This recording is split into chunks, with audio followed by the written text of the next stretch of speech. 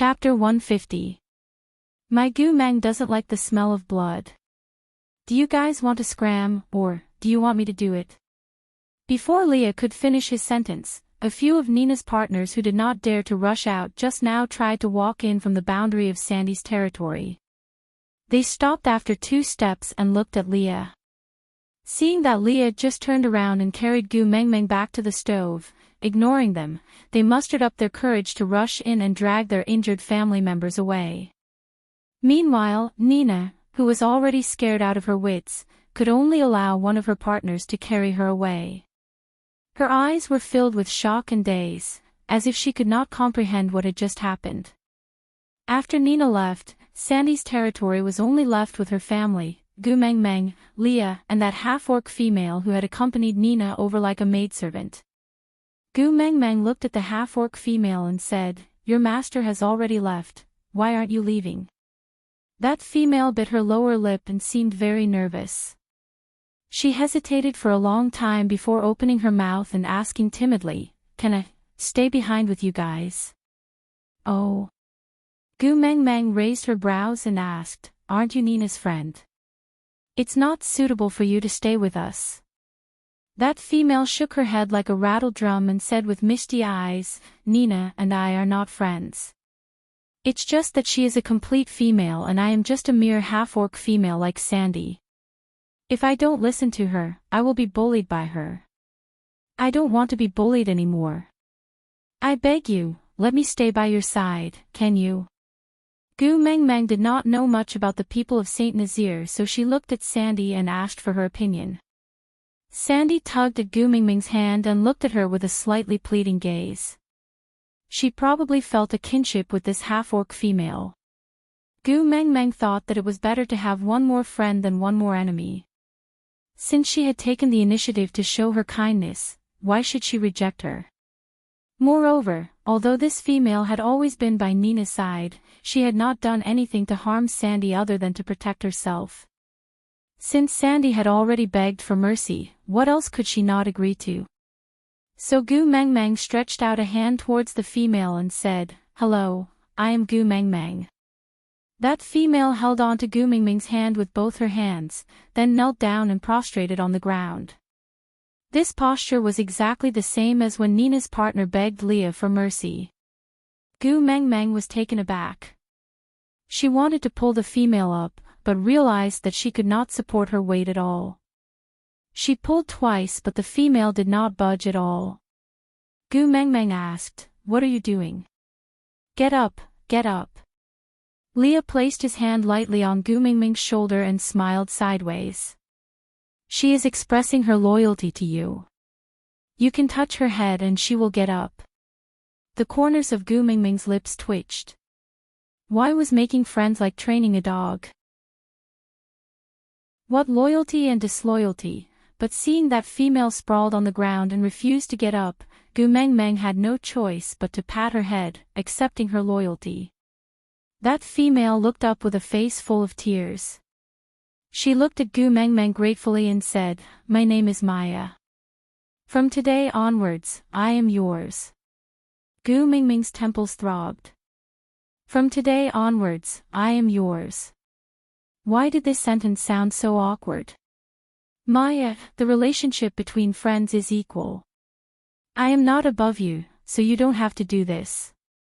As Goo Meng Meng said, she leaned into Lee's arms. She looked at Lee's side profile and smiled. "Moreover, I can't let you be mine. Mine only has him." Aside from the topic, first of all, I would like to thank the babies in the group who helped me to name myself. I have saved all the names you gave me and they will slowly appear in the novel. Just like Maya today, who will be the next one to give her a new name. Also, I would like to thank my babies, XANU, and Choice, in QQ Reading. Chapter 151. Leah enjoyed Goo Meng Meng's words very much. For the time being, let him enjoy this one and only. Even if it could not last long, this moment would definitely be the happiest day of his life. Leah hugged Gu Mingming's shoulders and looked at Maya as if he was looking at a rival in love. Why? You want to fight with me too? Maya was shocked. She leaned back and fell on her butt. She looked at Leah in fear and said, No, great witch doctor, I didn't mean it that way, that's good. Leo lifted his head proudly and walked past Maya with Gu Mengmeng in his arms. His steps were exceptionally coquettish. The fish bones at Bode's side had already been boiled to a milky white color. Even Gu Mingming's appetite was whetted by the smell, not to mention Sandy and Maya. Gu Mengmeng skipped to the side of the pot and placed the sliced ginger inside. After boiling for a while, she placed the fish inside. After cooking for about 5 minutes, Gu Mengmeng clapped her hands and exclaimed, Done. She reached out to touch the side and realized that in this miserable beast world, there were no bowls or chopsticks. She could hold a tree branch to eat when she was barbecuing, but was she supposed to hold a stone pot to drink fish soup? Gu Mengmeng looked around. Leah did not understand but followed her and looked around. He asked, What are you looking for? Gu Mengmeng roughly described the appearance of the bowl and chopsticks. Leah nodded thoughtfully, then kissed Gu Mingming's forehead and said, I know where to find something similar, I'll go get it for you, wait here. Leah nodded. Yeah. Gu Mengmeng nodded obediently. Blue friends were really reliable. Sandy and Maya surrounded Gu Mengmeng on both sides. The 3 little heads were all on top of the pot, drooling as they smelled the aroma. Just when they could not hold it in any longer, Leah finally returned. But when she saw the thing in his hands, Gu Mengmeng froze on the spot. Leo was holding half a tiger's skull in his left hand. He placed it upside down and sliced it flat from the eye level. Water was still dripping from the 2 furry ears. It was obvious that the considerate Leah had washed it seriously after removing it. But, a tiger's head dripping with water was also very scary, alright? And on his right hand, what were those 2 things that looked like tiger ribs? Gu Mengmeng instinctively took a step back and almost knocked into the stone pot behind her. Leah dashed forward and scooped Gu Mingming's waist with the hand that was holding the tiger bone.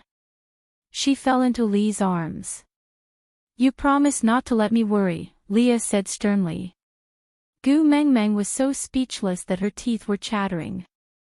She stuttered, put down the things in your hands first, we can talk about it.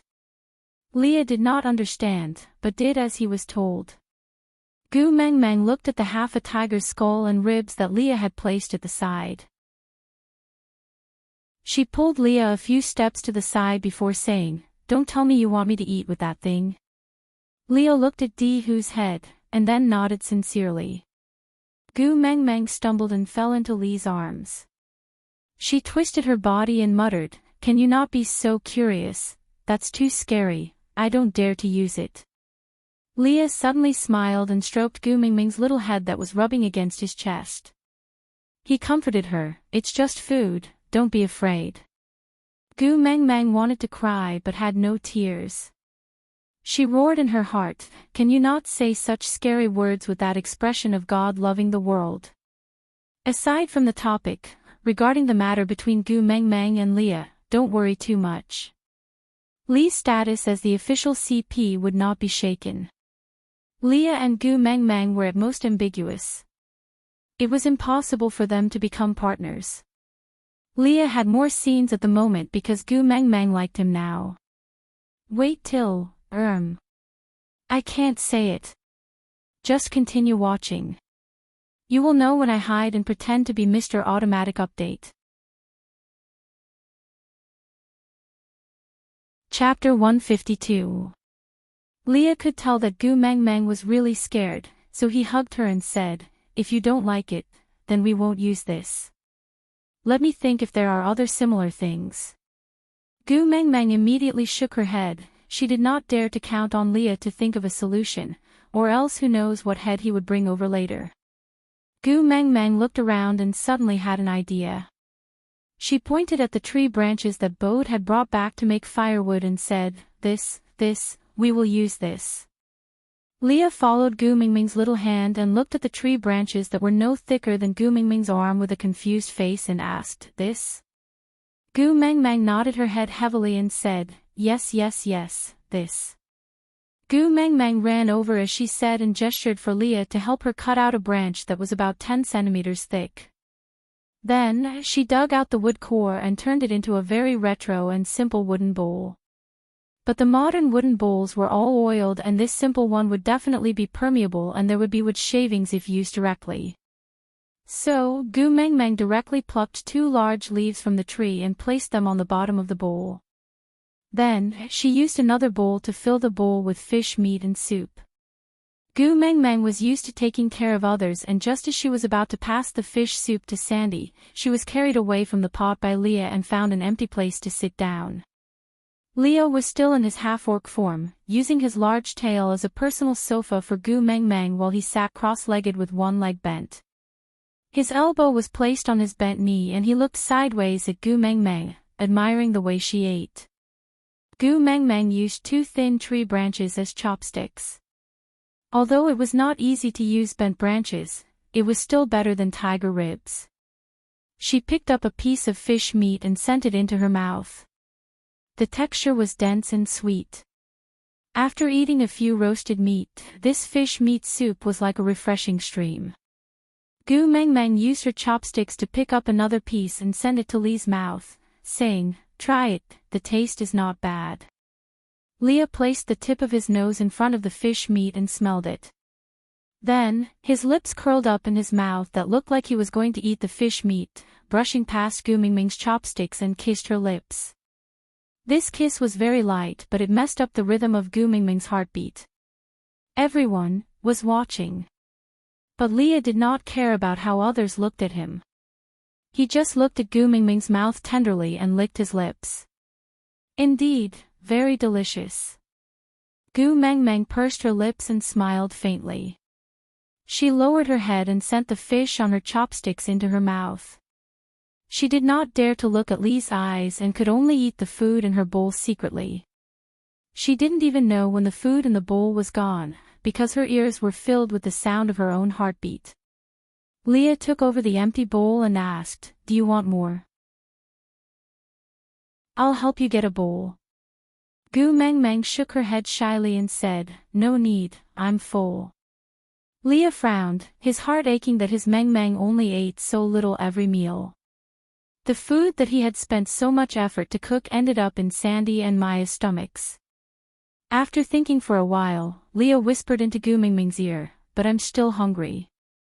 Gu Mengmeng then realized that she had actually finished everything and left nothing for Leah. She hurriedly said, then I'll help you get another bowl. Leah pulled Gu Mingming's little hand and said, I'm the witch doctor of Saint Nazir, how can I snatch food from a female? Aside from the topic, babes, remember to give me that free ticket. Those who have gifts, please focus on today. Today is the last day for the statistics. After today, gifts won't be counted as results. Then leave a message and ask the babies to move their fingers and cheer for Jean Eyre and Gu Mengmeng, please. Chapter 153. Gu Mengmeng looked at Sandy and Maya who were about to fight over those few pieces of fish and said hesitantly, then, go get a bowl for yourself and share some with me, alright? Leah said. Gu Mengmeng nodded. As a competent girlfriend, she would definitely not let her boyfriend go hungry. So Gu Mengmeng jumped out from Lee's tail with the bowl in hand and rushed to the pot, snatching a bowl of fish from Sandy and Maya's pincer attack. The steam from the fish shrouded Gu Mingming's little face. From Lee's perspective, she seemed to be the only color in this world. Opening his arms, Leah took the initiative to welcome Gu Mengmeng who was walking towards him. He kept his tail and hugged her with his body, feeling the wonderful feeling of her in his arms. Gu Mengmeng seemed to have gotten used to being hugged these few days, so she did not resist or feel awkward. She just picked up a piece of fish and blew on it before sending it to Lee's lips. She opened her mouth as if she was feeding a child and said, "Come, open your mouth." Ah, Leah could not help but smile but used one hand to push the chopsticks back into Gu Mingming's mouth. As Gu Mengmeng looked at him with her big innocent eyes, he leaned towards her lips again and kissed her little mouth. His nimble tongue minced the fish in Gu Mingming's mouth before releasing her little mouth reluctantly. Before he withdrew, he sucked on her little lilac tongue again. Some saliva dripped down from their parted lips, reflecting the sunlight and looking crystal clear. Gu Mingming's face flushed red. She finally understood what Leah meant by, "Share some with me." So, there was such a way to divide. Gu Mengmeng instinctively swallowed the fish in her mouth but did not dare to feed Leah a second time. She directly placed the chopsticks in front of Leah and looked away shyly, saying, You eat it yourself." Leah loved Gu Mingming's shy look very much, especially her little mouth which always gave off a seductive scent, making him want to taste it again and again. Using his slender and bony fingers to hook Gu Mingming's little chin, Leah said with a pure and innocent face, "I don't know how to use these 2 tree branches." Gu Mengmeng stuffed the bowl into Lee's hands and ran away as if she was escaping for her life. As she ran, she shouted, "If you don't know how to use chopsticks, use your hands." Looking at Gu Mingming's escaping back view, Lee's heart sank. Could it be that he had still pushed her too hard? Although she said she ran away, she didn't go far. She just ran to Sandy and Maya's side. These 2 little females, who usually did not even dare to breathe loudly in front of Nina, were now at loggerheads with each other over a pot of fish, refusing to give in to each other. Gu Mengmeng walked to the middle and forcibly separated the 2 of them, saying, "There are plenty of these fish in the stream. If it's not enough, we can just catch another 2 to cut them up and put everything into the soup. The soup is ready-made and it doesn't take much effort to make. What's there to fight over?"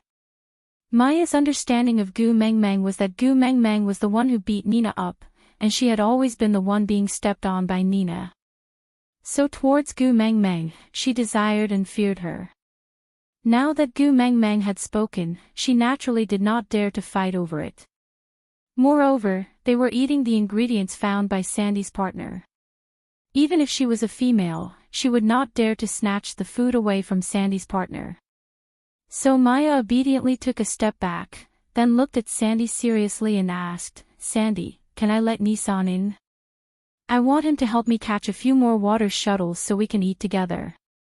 Aside from the topic, Gu Mengmeng, "Leah, you have your own hands and feet, why do you want to snatch the food in my mouth?" "Leah, I was kissing you. You said before, lovers, is a relationship where I can kiss you if I want to. Gu Mengmeng, you even said you are the witch doctor of Saint Nazir and cannot snatch food from females." "Leah, you are not a female from Saint Nazir, you are my female." Gu Mengmeng blushed, turned around and ran away. Chapter 154. Sandy nodded her head in agreement. Maya then waved her hand and a wolf leaped in. Gu Mengmeng still instinctively took a step back, even though this wolf was obviously half the size of Elvis and its color was just a normal gray. After seeing Elvis's original form, this gray wolf looked like the huskies in the neighborhood. But even so, the natural fear humans had towards beasts still made Gu Mingming's heart skip a beat. Leah did not miss Gu Mingming's frightened expression, so when Nissan passed by him, he accidentally kicked him back to his original position.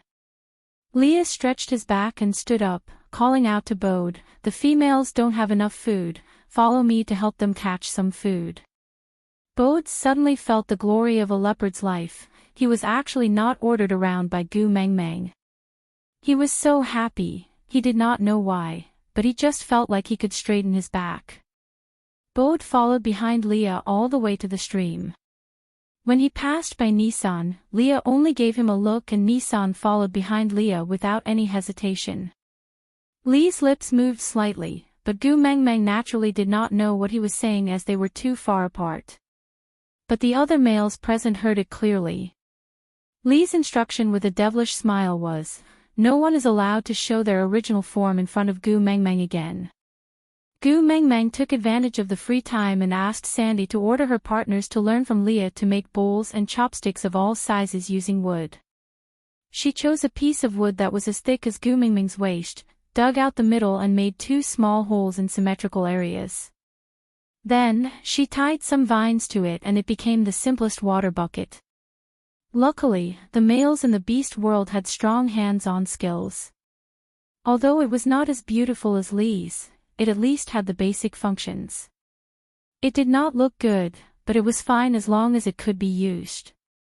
When Sandy's partners returned with the new tools, Gu Mengmeng used a bigger bowl to add some water into the pot. Then, she used the long chopsticks to stir while humming a tune, waiting for Leah and the rest to return in satisfaction. Sandy, on the other hand, forgot to look at the pot as she stared at Gu Mengmeng with eyes brimming with love. Gu Mengmeng, you're really amazing. You know how to make so many strange but useful things, and you can even sing. Gu Mengmeng grinned. She looked at the cutlery on the floor that could only be destroyed as a defective product in the modern world. She really did not dare to accept Sandy's compliment. However, she was not going to pass on the responsibility of singing. Clearing her throat, Gu Mengmeng smiled at Sandy. You like listening to songs? Sandy nodded as if she was pounding garlic. She clasped her hands in front of her chest and instantly turned into a fangirl. Legend had it that only the mermaid tribe in the deep sea and some migrating birds knew how to sing. But Saint Nazaire was far away from the ocean and none of the birds that knew how to sing would pass by here when migrating. So to Sandy, or even the entire Saint Nazaire, singing was a luxury. Gu Mengmeng did not know this. She was just purely pleased by Sandy's expectant gaze. Hence, she hummed twice to set the tone. She then stirred the fish soup in the pot while singing. Other than being in love, we're also fortunate to have the happiness of chatting with a good friend. You're my dowry, my most precious collection. I won't marry a man who doesn't nod his head. I'm your dowry, please keep me by your side. Don't marry a man who thinks I'm too noisy. Sandy and Maya were already in a daze. They only looked at Gu Mengmeng with adoration and did not notice that Leah, Bode, and Nissan had already returned with the fish soup. Only when Gu Mengmeng finished singing the last note and was hugged by Leah did the two of them regain their senses. They exclaimed in surprise, Gu Mengmeng. You sang so beautifully. It's the most beautiful voice in the world.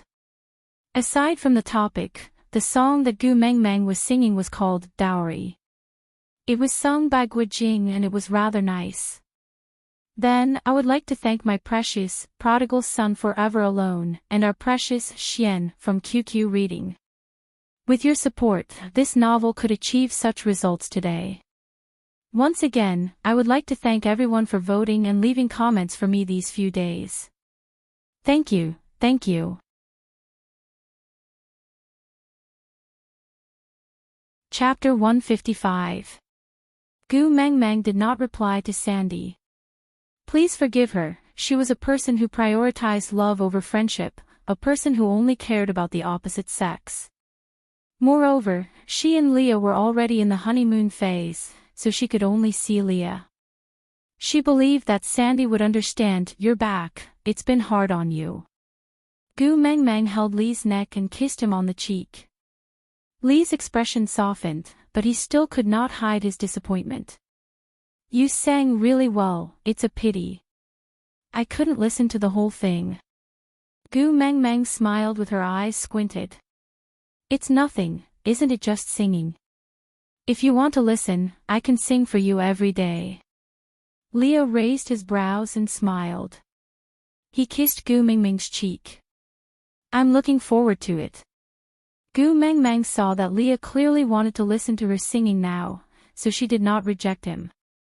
She nestled in Lee's arms and sang Tian Fujian's Little Luck. After she finished singing, she looked up at Leah and smiled sweetly.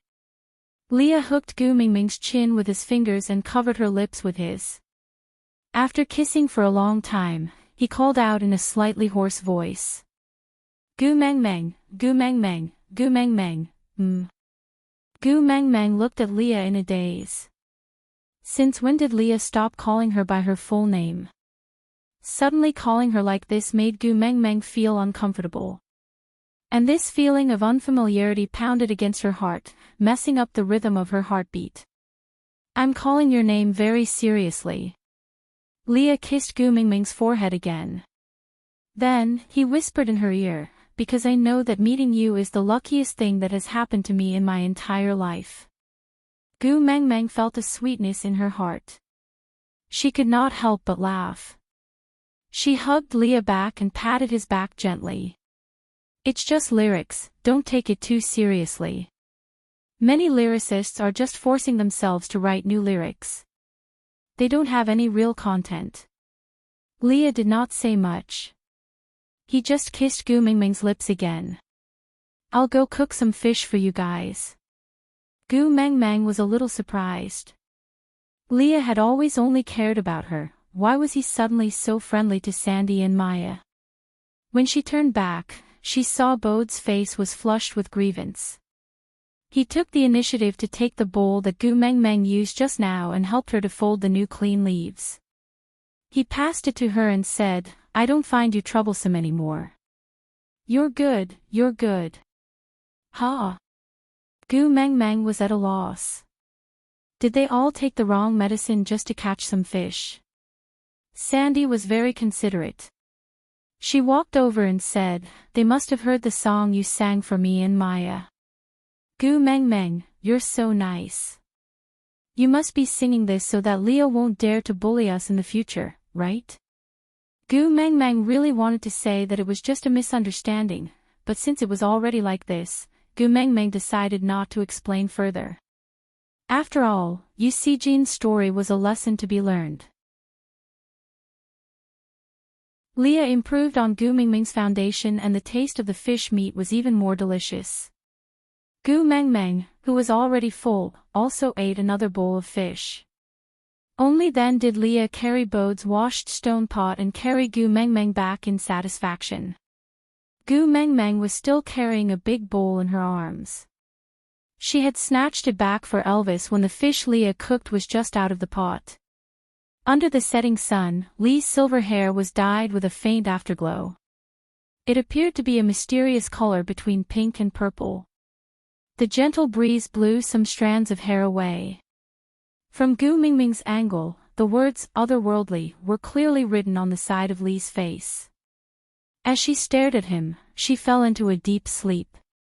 Lee's embrace was really reassuring. Aside from the topic. Chapter 156. The next morning, when Gu Meng Meng woke up, she could only see darkness in front of her. She was drenched in sweat and when she stretched out her hands, she realized that she was surrounded by soft and furry sensations. Sensing Gu Meng Meng's movement, the constant temperature living furry 360-degree bed automatically separated into two sides, black on the left and white on the right. Gu Meng Meng sat up and stretched, then turned around to look at the two huge creatures lying beside her. She could not help but exclaim, F********. With that, she pounced back to her original position and rolled left and right. Who could understand the feeling of hugging a husky on one's left and a Samoyed on the other, both with extremely eye-catching body shapes? Gu Meng Meng just wanted to laugh out loud, who else but me? Leah and Elvis did not transform into their human forms, but maintained their original forms to look at this little female who was behaving atrociously on them. In the past, anyone who saw their original forms would run away and avoid them. Only she seemed to love their original forms.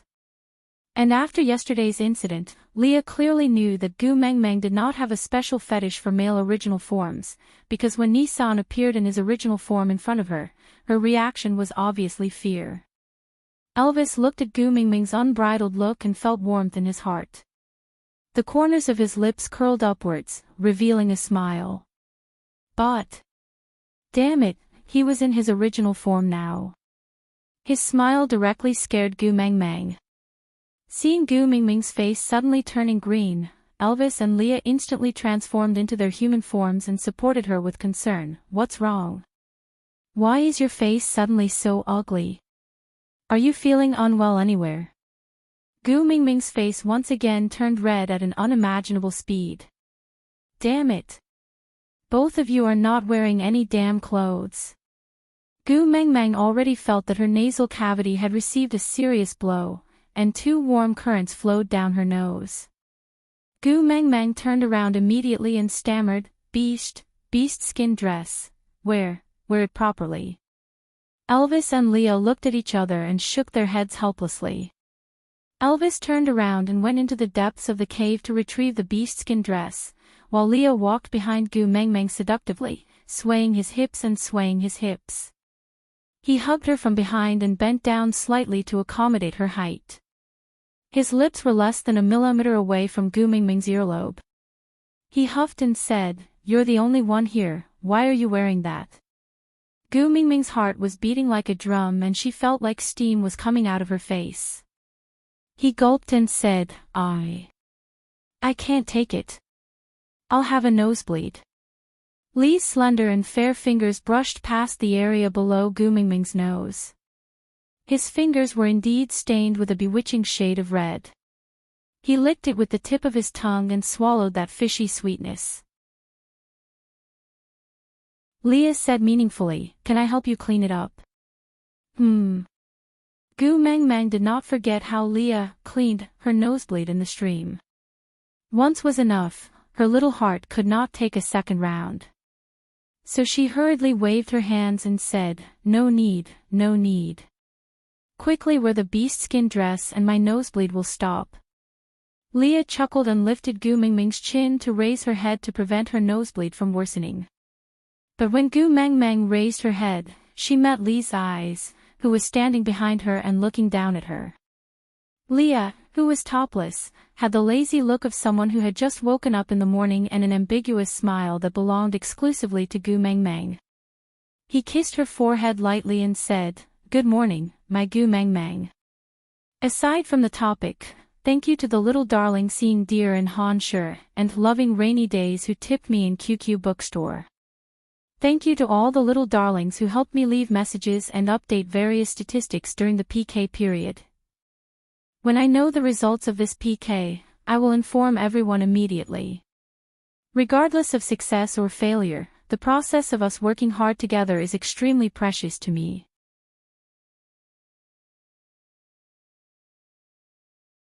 Chapter 157.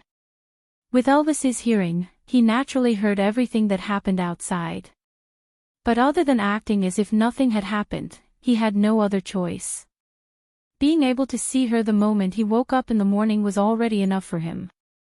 Holding on to the 2 beast-skin skirts, Elvis wrapped one around his waist and threw the other one to Leah. "Nina's male was almost killed by you. If you don't go and take a look, he might not be able to survive." Leah shook his head.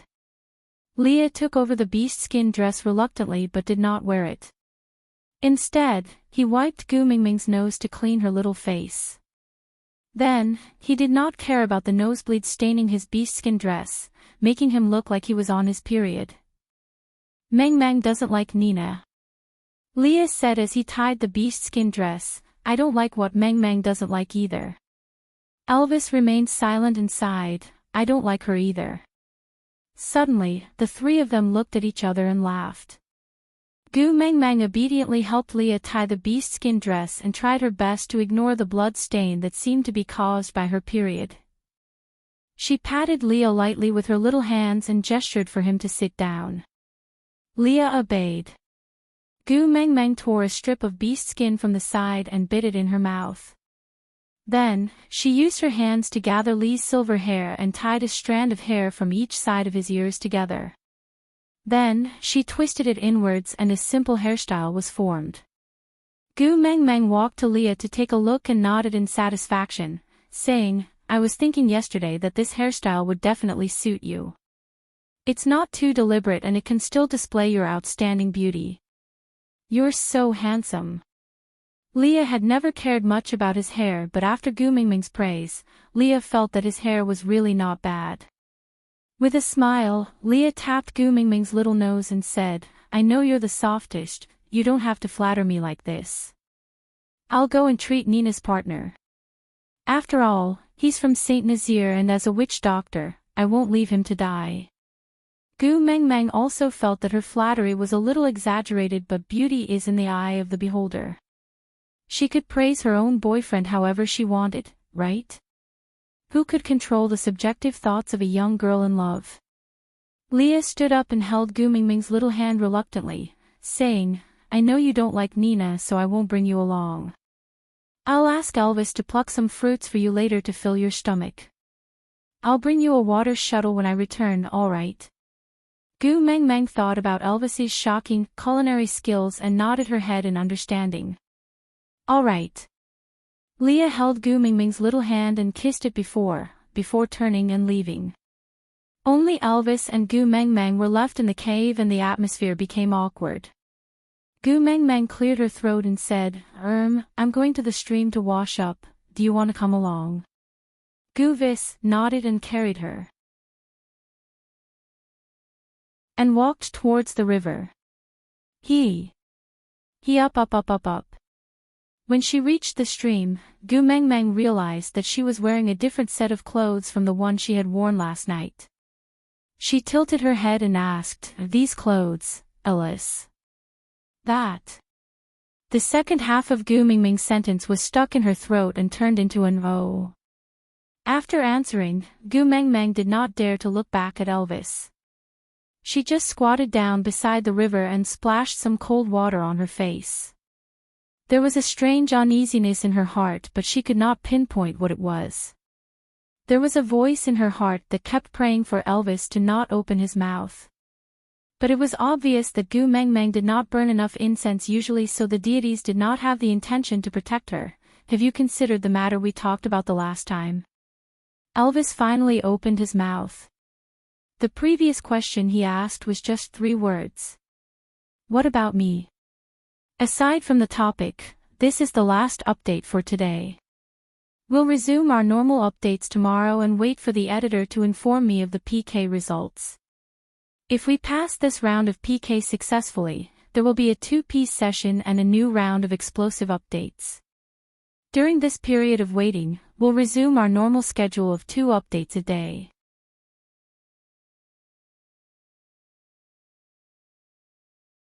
Chapter 158. Gu Mengmeng froze while she was washing her face. She pursed her lips and stared into the water for a while before finally deciding to face it. Shaking off the water droplets on her hands, Gu Mengmeng stood up and faced Elvis. She frowned unknowingly. She did not know why, but she just felt guilty towards him. But it was useless to avoid what she had to face, wasn't it? Moreover, she had nowhere to run. "Elvis, I know you treat me very well, but I really can't accept you." Gu Mengmeng slowly approached Elvis and stopped 3 steps away from him. She raised her head and said seriously, "I know this is Saint Nazaire and the rules of the world that I was originally in do not apply here. I am willing to try to follow the customs here, but things like polygamy, I really can't do it." Elvis stood at the same spot, like an iron statue. He looked at Gu Mengmeng for a long time before asking, "Why not me?" Gu Mengmeng was silent for a while. "Yeah, why not Elvis?" He was the first person she met. When they first met, she thought he was a dream. So unattainable, so dreamy and illusory. She hugged him and molested him, even saying, "I will not take responsibility," as a proverb. It was just a joke at that time, but now, it seemed like it was destined. Elvis was strong and he treated her extremely well. But unfortunately, his heart was biased towards that flirtatious snow fox. Many things could not be explained just like that. Gu Mengmeng sighed helplessly and said, "How can there be a why in matters of the heart? Can you explain clearly why you like me?" Elvis looked at Gu Mengmeng in silence for a long time. Gu Mengmeng smiled faintly and said, is it because I am prettier than the other females here? But no matter how good my looks are, I will still grow old. Is it because I know more than the other females? But the things I know, even if I don't mate with you, I will impart them to the people of Saint Nazaire. Sooner or later, everyone will learn what I know. Then, will I still be special? Elvis was not Leah, he was not as eloquent as Leah. But he knew that what Gu Meng Meng said was wrong. Even if she grew old one day and became ordinary, he had absolute confidence that he would still love her, or even love her even more. Gu Meng Meng wanted to say something more, but Elvis took 2 steps forward and pulled her into his arms. His voice was low and hoarse, with a tinge of loneliness and begging, I won't fight with Leah for the position of the first partner, I just want to stay by your side. Gu Meng Meng pushed Elvis but he did not budge at all. She wanted to say something but Elvis did not give her a chance. Your identity is special, Leah alone cannot protect you. Not just me, you need more and stronger partners. Leah knows this too. Before Elvis could finish his sentence, Gu Meng Meng said, I'm different from the females here. I'm not someone who can only wait for others to protect me. Elvis was taken aback and felt a little desolate. Yes, she was the messenger of the beast deity and was different from the other females who could only wait for males to protect them. Gu Meng Meng took the opportunity when Elvis was in a daze and pulled herself out from his arms. She took 2 steps back and said, when Leah returns later, I will move into his cave. I have troubled you during this period of time, thank you for taking care of me. Aside from the topic, thank you to my QQ reading darling. Dream, Little Rabbit, Jade Treasure, Dream Wanderer's Dream, Low Voice, Hua Fei Hua's Style, as a reward. And thank you to Xiaoxiang's darling Big Banyan Tree for her recommendation vote. Thank you and to Xiaoxiang's darling, Yu Xiao of the 4 Young Masters, QQE381DC0DB2, for her gift of flowers. Thank you to everyone for your company and support along the way. I still do not know the results of the PK at the Book Town, I will share it with everyone once I receive the news.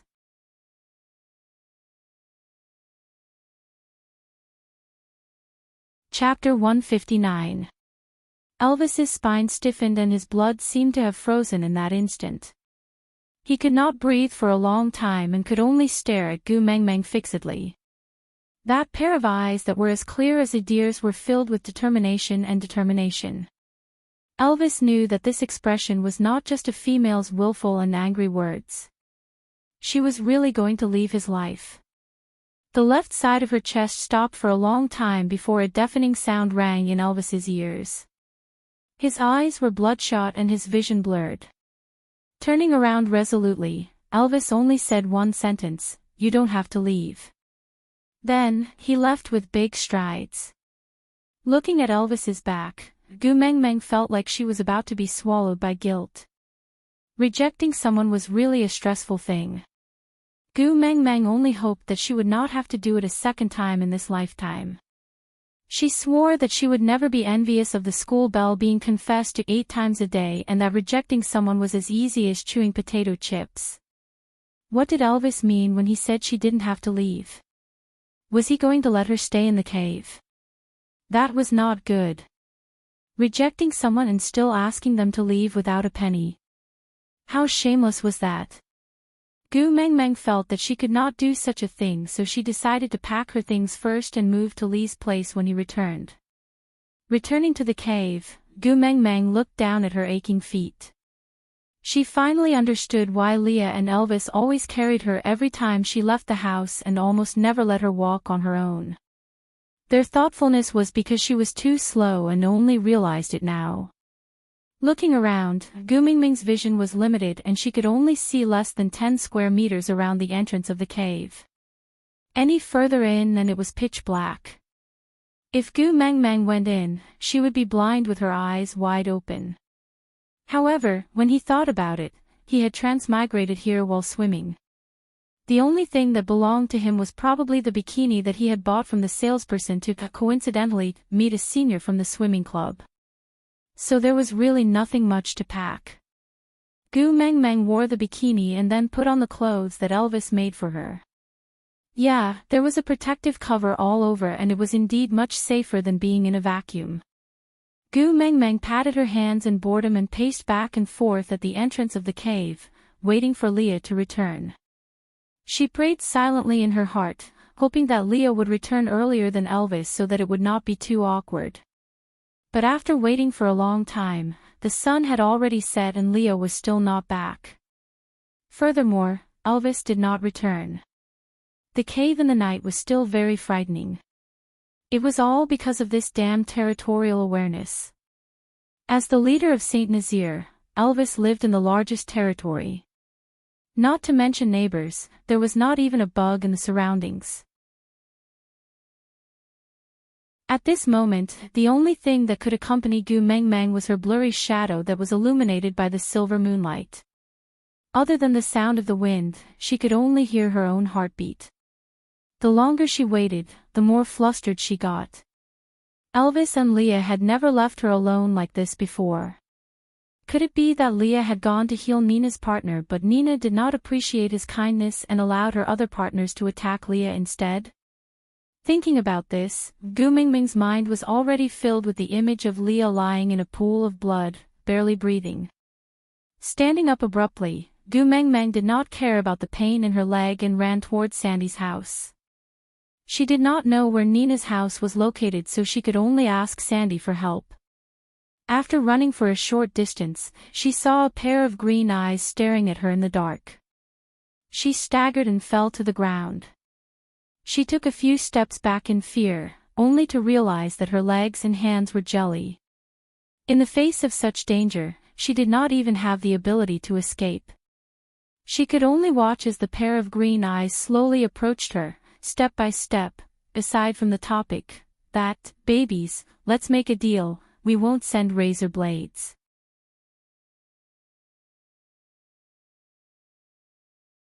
Chapter 160. When the owner of the eyes completely appeared in front of Gu Mengmeng from the night sky, she was instead relieved. Elvis? Why did you only come back now? Gu Mengmeng tried to stand up but realized that her legs were too weak to stand up. She just sat cross-legged on the ground with her hands hanging weakly on the outside of her knees. She looked up at the black wolf in front of her and said, "Did you see Leah? He still hasn't returned, I'm a little worried." Elvis did not transform into his human form and just used his head to nudge Gu Mengmeng, signaling her to return to the cave. Gu Mengmeng tilted her head and asked Elvis, "What's wrong? Did something happen? Why don't you transform back into your human form?" Elvis nudged Gu Mengmeng a few more times but she stubbornly refused to go back. Elvis had no choice but to throw her onto his back and carry her back to the cave. Even though they were only a few steps apart, Gu Mengmeng could clearly feel Elvis's abnormality. Even though he tried his best to hide it, Gu Mengmeng still discovered that his hind leg seemed to be injured. Gu Mengmeng did not struggle along the way as she was afraid of worsening Elvis's injuries. Only until Elvis sent her into the cave and turned to leave did Gu Mengmeng open her arms and block Elvis's path. "What happened to your leg? You're injured, right?" Elvis instinctively moved his leg back and a low whimper came from his throat. Gu Mengmeng did not understand beast language and could only reply anxiously, "Leah went to treat Nina's partner and hasn't returned for a day. Why don't you rest in the cave first and I'll find Leah to treat your injury?" Gu Mengmeng said and turned to run out. But Elvis did not care about his injury as he bit the back of Gu Mengmeng's dress and brought her back into his arms. With his front paws, he pulled Gu Mengmeng into his arms. Gu Mengmeng did not feel as much pressure when facing Elvis in his beast form. Moreover, his hind leg was clearly injured and if she struggled, it would definitely cause a second injury. Hence, Gu Mengmeng did not dare to move recklessly and could only allow Elvis to protect her under his abdomen. He rubbed his chin against the top of her head gently and finally placed her head on his neck. His chin, the softest part of his lower jaw, gently pressed against the top of her head. He hugged her just like that and did not sleep for the whole night. Gu Mengmeng did not know when she fell asleep, but when she woke up again, Elvis had already disappeared. There were some washed fruits placed at the entrance of the cave, which must have been left there by Elvis. Gu Meng Meng looked around but did not find any traces of Li's return. A huge sense of uneasiness and suspicion spread in Gu Mengmeng's heart. She could not be bothered to eat those fruits, nor could she be bothered with how painful her feet were. She just relied on her memory to walk out of Elvis's territory and headed straight for Sandy's place. Before Gu Meng Meng reached Sandy's house, Sandy had already come out of the cave to welcome her.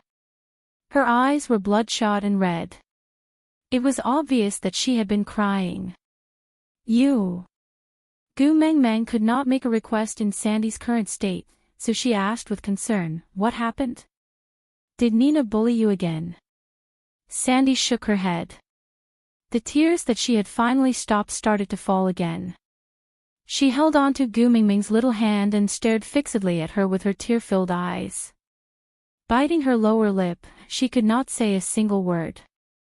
Finally, she pulled Gu Meng Meng into her arms and hugged her tightly. Then, she burst into heart-throbbing sobs until she could not breathe. Gu Meng Meng patted Sandy's back lightly. She did not know what had happened, but she felt as if there was a dark cloud floating above her head, making it hard for her to breathe. Aside from the topic, recommending her good friend Hua Zhixing Bao's article, Young Master Gu's Flash Marriage Sweet Wife, a sweet article about love after a flash marriage. The rich and handsome Gu Xinqing got married in a low-profile flash marriage. The couple in the flash marriage was the daughter of the unknown Yu Jiaojiao.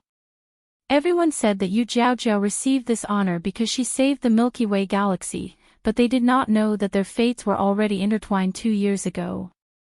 Gu Xinqing from Jin City was handsome and rich. More importantly, he had no scandals and was rumored to not be close to women. He had been cold for 27 years and fell head first into Yu Jiaojiao, the little vixen. After the marriage, Gu Xinqing's peaceful life was in turmoil. President Gu, Madam broke the old master's favorite vase. The man did not even lift his head, just find a similar one and send it over. President Gu, Madam released old Madam's favorite parrot. Go to South America to find a new one for her. President Gu, Madam went on a date with old Madam's sugar baby.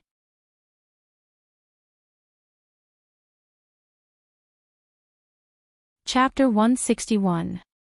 Sandy cried for a long time while Gu Meng Meng let her hug her blankly until she finally stopped crying. She sobbed and said, "Gu Meng Meng, don't be too sad. Although Leah, you still have Elvis. Hurry up and mate with Elvis, don't let Nina, sob. Sandy stuttered her words but Gu Meng Meng's heart skipped a beat. She held on to Sandy's shoulder and asked with furrowed brows and squinted eyes, "Say, what happened to Leah?" Sandy looked at Gu Meng Meng with her swollen eyes and asked timidly, "You still don't know?" Gu Meng Meng asked, "What should I know?" Sandy cried even louder. Gu Meng Meng had never been so frustrated before. She was absolutely sure that Sandy was not crying because she was bullied, but because of her, and it had something to do with Leah. "Don't cry, tell me what happened first. Where is Leah?" Gu Meng Meng held on to Sandy's shoulder tightly and forced her to calm down. Sandy cried until her nose was covered in tears and snot. She said in a sobbing tone, "Leah is going to mate with Nina." "What?" Gu Meng Meng staggered 2 steps back before shaking her head and forcing a smile. "Impossible, this is impossible. Leah was still fine with me yesterday and he is going to mate with Nina today. How is this possible?"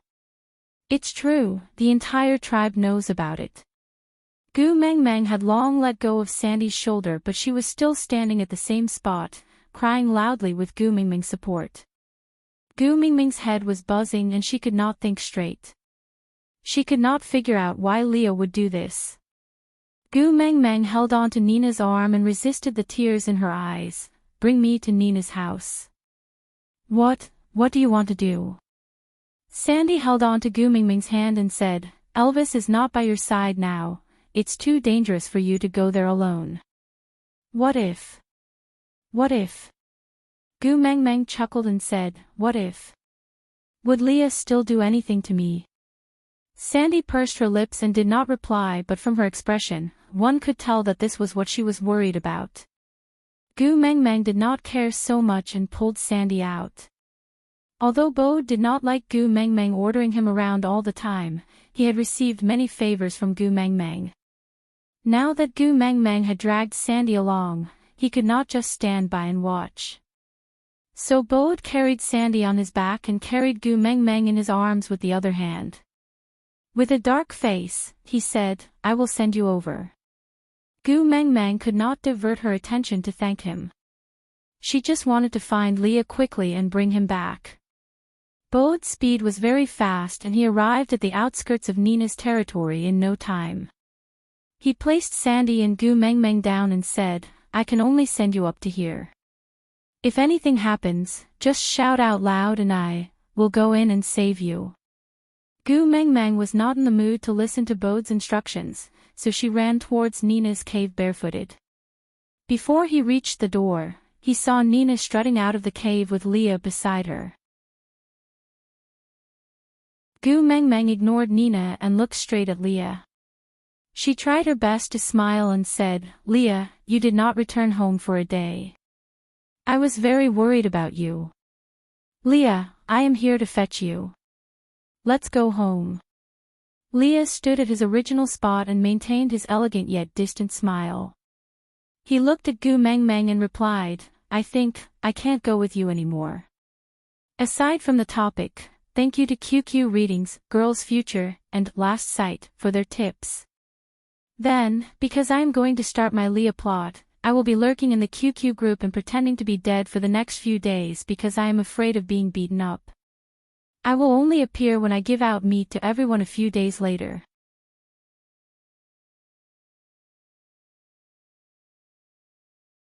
Chapter 162. Why? Gu Mingming's smile froze on her face. Leah clearly did not reply, but her tears fell down uncontrollably. Gu Meng ignored the sourness in her eyes and did not want to analyze the reason why her heart felt so suffocated.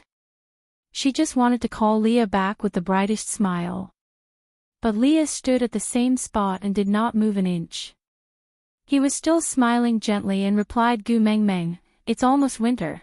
Gu Meng did not understand what Leah meant and could only wipe away the tears in her eyes quickly. She looked at Leah attentively and waited for him to continue. Lee's gaze passed through Gu Meng and drifted to a faraway place. He continued in a disappointed tone, I've already become an adult for a long time. If I don't mate soon, I'll miss the opportunity to give birth to the strongest cubs. Gu Mingming's mind exploded and her heart was in turmoil. A thought kept surfacing in her mind, Leah left her because she was unwilling to mate. That's right. Right from the start, she only intended to date Leah. When Leah confessed to her, she even told Leah clearly that she would not mate with him and could only date him in order to lessen her psychological burden. She could occupy Lee's good side confidently and tell herself, this is a consensual thing, but now, Leah was unwilling. Gu Meng was trembling all over, but she could not say a word. She could only clench her fists tightly and look at Leah. Her tears flowed down from the corners of her eyes like a beautiful stream. She did not know what she was hoping for, and she also knew that this looked very unpromising. But she just could not turn around suavely and could not say those words to make him stay. Leah did not give Gu Meng too much time to organize her emotions. He continued as if Gu Meng was someone unrelated to him. Nina promised that her mating rights will always belong to me until she gives birth to a strong cub for me. So, I have to stay by her side and help her recuperate. That's right. Nina held her head high and puffed out her chest. She had never felt so carefree before. She took a small step forward and said, so what if you became the first beauty of Saint Nazaire? Dragging along two good males like Leah and Elvis but not willing to mate with them. Are you asking them to sacrifice for you for nothing? How selfish. I'm different. I can give Leah a litter or even several litters of cubs. With Lee's strength and my perfect genes, our baby will definitely be a king in the future. Gu Mengmeng took a quick step forward and raised her hand to hit Nina. But just as she was about to raise her hand, her wrist was grabbed tightly by someone. Nina hid behind Lee's back like a startled bird and gave Gu Mengmeng an embarrassed smile. She did not say much and just hugged Lee's waist tightly for protection. On the other hand, Leah held onto Gu Mengmeng's wrist with one hand and patted Nina's back gently with the other. His gaze met with Gu Mengmeng's doubtful gaze. His smile was still so elegant, like a demon or a deity, but it did not have the warmth he had when he looked at her in the past. Lee's voice was cold and calm like an ancient well, piercing to the bone. Nina is my female. No one can touch her, including you. Gu Mengmeng tried to retract her wrist but Leah did not let go. She could clearly feel the sharp pain coming from her wrist. This was Lee's warning. If she dared to touch Nina again, he would break her wrist. Ha, Sandy's words really came true. Leah really did touch her. Aside from the topic, thank you to Dan Choshing and Big Momo for their long reviews on QQ Reading. To be honest, I'm very touched. These days, there are very few people willing to spend money to read novels. There are even fewer people willing to write long reviews for a work than to spend money to read novels. It's almost to the point of being as rare as a phoenix feather and a unicorn horn. I have to say that I'm lucky and blessed to receive 2 such heartfelt long reviews in one day.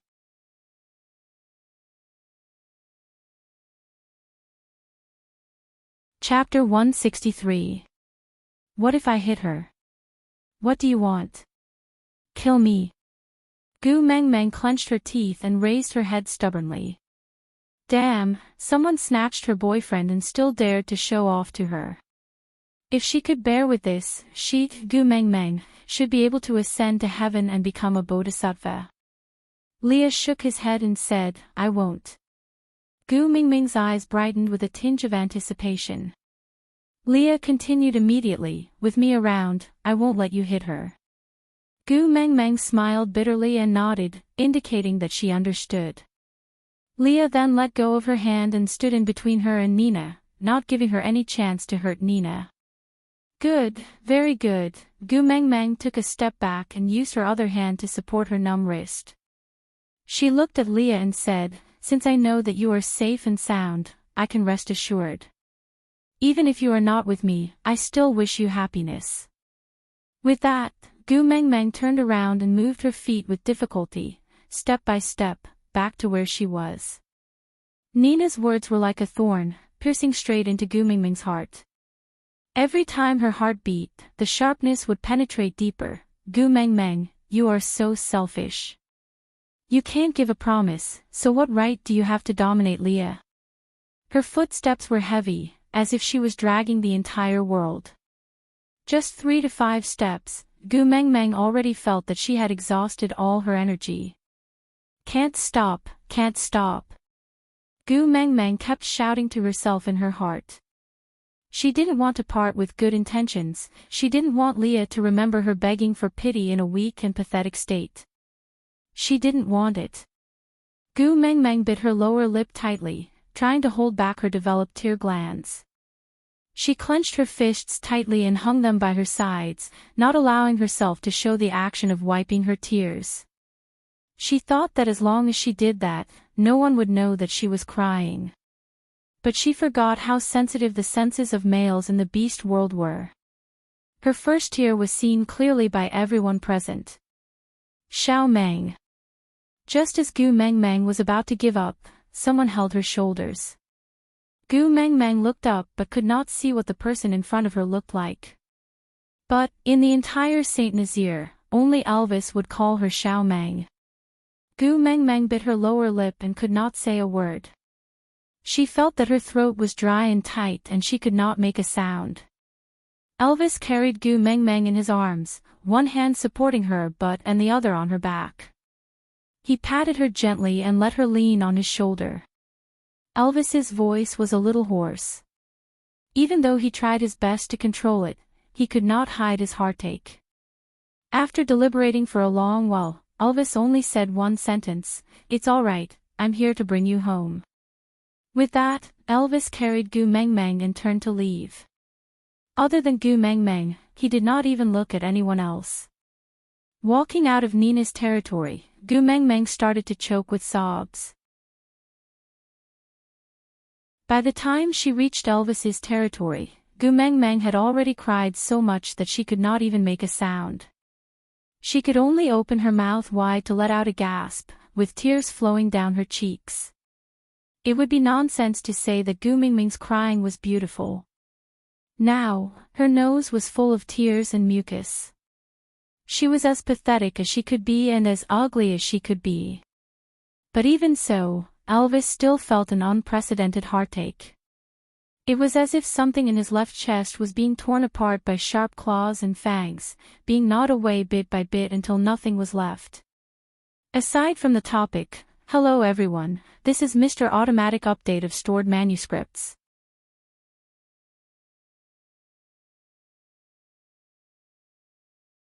Chapter 164.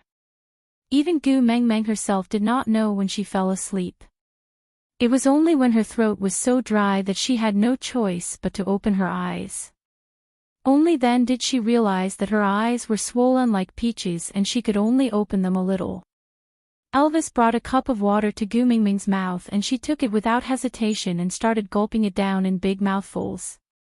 Elvis was afraid that she would choke, so he patted her back lightly. After Gu Meng Meng finished drinking, she returned the cup to Elvis and stood up to walk out without saying a word. Elvis held on to Gu Meng Meng's wrist and asked, "You still want to find him?" Gu Meng Meng knew that the he Elvis was referring to was definitely Leah. Just thinking of that name made Gu Meng Meng's heart ache.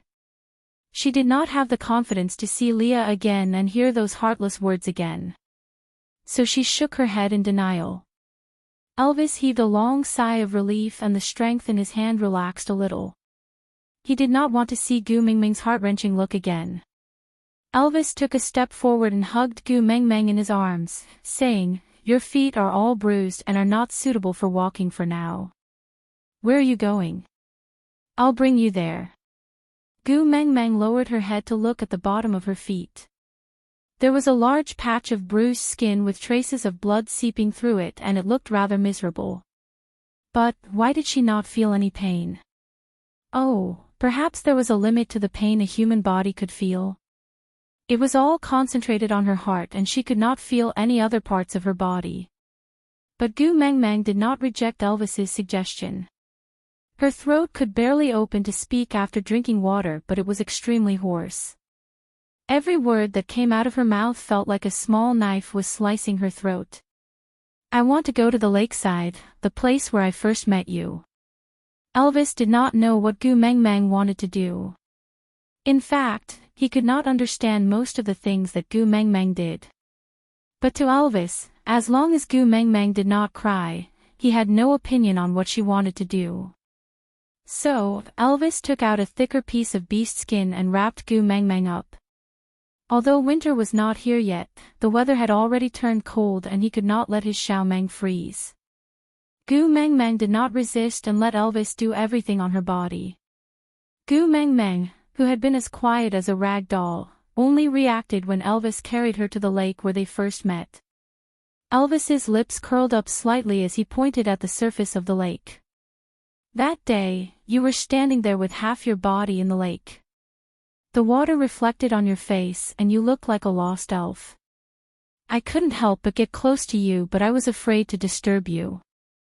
Then, you actually kissed me." Elvis sunk into his memories. It had only been a short while, but now that he was back here, he felt as if it was a lifetime ago. Gu Meng Meng wanted to get down from Elvis's arms, but Elvis did not stop her and placed her down according to her wishes. Gu Meng Meng ignored Elvis's words, or rather, she ignored everything. Gu Meng Meng walked towards the lake, taking off the beast skin Elvis had on her as she walked. In the end, she was only left with the bikini she was wearing when they first met. She stopped by the lakeside and turned around to look at Elvis. Her lips curled up slightly as she said to Elvis, "Sorry, thank you. Goodbye."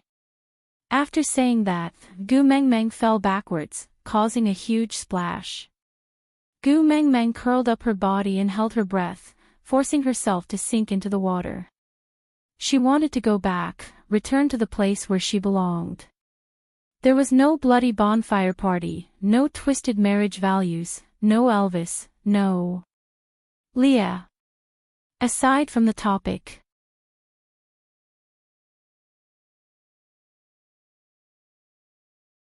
Chapter 165. The moment Gu Meng Meng laid on her back, Elvis rushed towards her almost instinctively. His hand was in mid-air and he could not grab hold of Gu Meng Meng in time. The uneasiness in his heart grew rapidly and without any hesitation, Elvis jumped into the lake and hugged Gu Meng Meng, who was holding her breath and sinking, tightly in his arms. With a push of his feet, he came out of the water. The lake water was already very cold. It was nothing to males, but it could be fatal to females. Elvis did not have the time to scold her. He frantically carried the shivering Gu Meng Meng and ran into the cave. As he ran, he held towards the sky, as if he was sending some kind of message. Gu Meng Meng's mind was in a daze. Her stomach churned from the jolting of Elvis's journey and she poured out a lot of water from her mouth and nose. After Elvis carried Gu Meng Meng back to the cave, he quickly took out a thick beast skin to wipe her dry before wrapping her up. Then, he used the firewood he had prepared earlier to start a fire. When everything was ready, Elvis transformed into a wolf and used his abdomen to protect the frozen Gu Meng Meng, using his own body heat to maintain her body temperature. Unfortunately, Gu Meng Meng had been tormented too much these few days. Her body was already weak during her period of menstruation and the cold water made her even more uncomfortable. She curled up and closed her eyes tightly, looking as pitiful as an abandoned baby. Not long after, Elvis heard movement at the entrance of the cave. He transformed into a human and gently placed Gu Meng Meng beside the fire. He stroked her hair and murmured bitterly, "Can't I?" Gu Meng Meng did not respond. She hugged her shoulders tightly and curled up her body as much as possible. She was uneasy and in pain. Elvis kissed her forehead lightly and said in a comforting tone, it's all right now. The person you want is here. I'll let him come in and accompany you, all right?" Gu Meng Meng opened her eyes. Her eyelids were sore and painful. She reached out weakly and held on to Elvis's fingers. She asked in a hoarse voice, "Who is here?" Elvis smiled bitterly and answered, "Leah, he's here. He's at the border of the territory. I'll call him in to see you and let him accompany you, all right?" Suddenly, Gu Meng Meng's nose turned sour and she started crying. She choked with sobs and couldn't speak. She just shook her head desperately. Elvis looked at her strangely and said with heartache, "What's wrong? Why are you crying again?" Gu Meng Meng did not reply and just shook her head while crying. She used all her strength to grab onto Elvis's fingers but still felt that it was not firm enough. She was afraid that Elvis would pull his hand out to call Leah in. Elvis frowned and wiped away Gu Meng Meng's tears with heartache. He stood beside her and hugged her in his arms to soothe her uneasiness. He whispered into her ear, "Aren't you torturing yourself because of him?" Gu Meng Meng did not say a word and just shook her head furiously in Elvis's arms.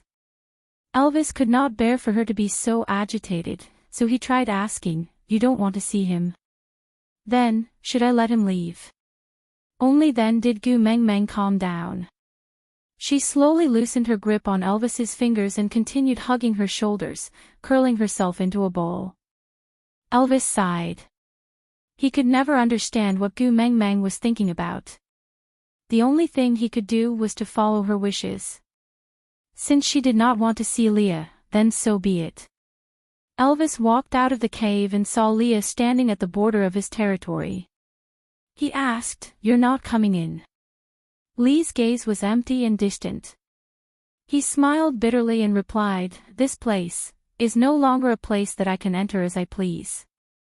Aside from the topic, in order not to be stuck, there will be an update later to clarify what exactly was going on with Leah.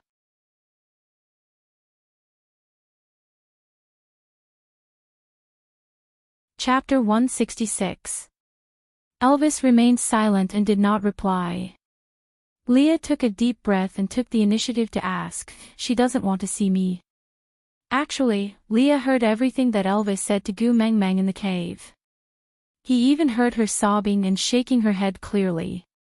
Elvis nodded his head slightly and pressed his lips into a straight line.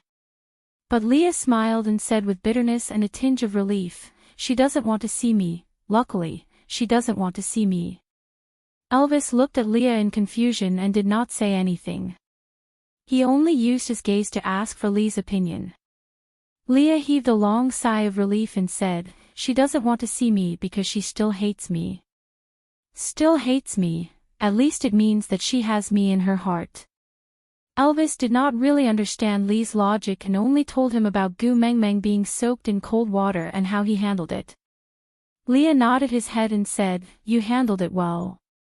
Before I came, I had already asked Bode to cook a pot of water shuttle and added a lot of yellow roots.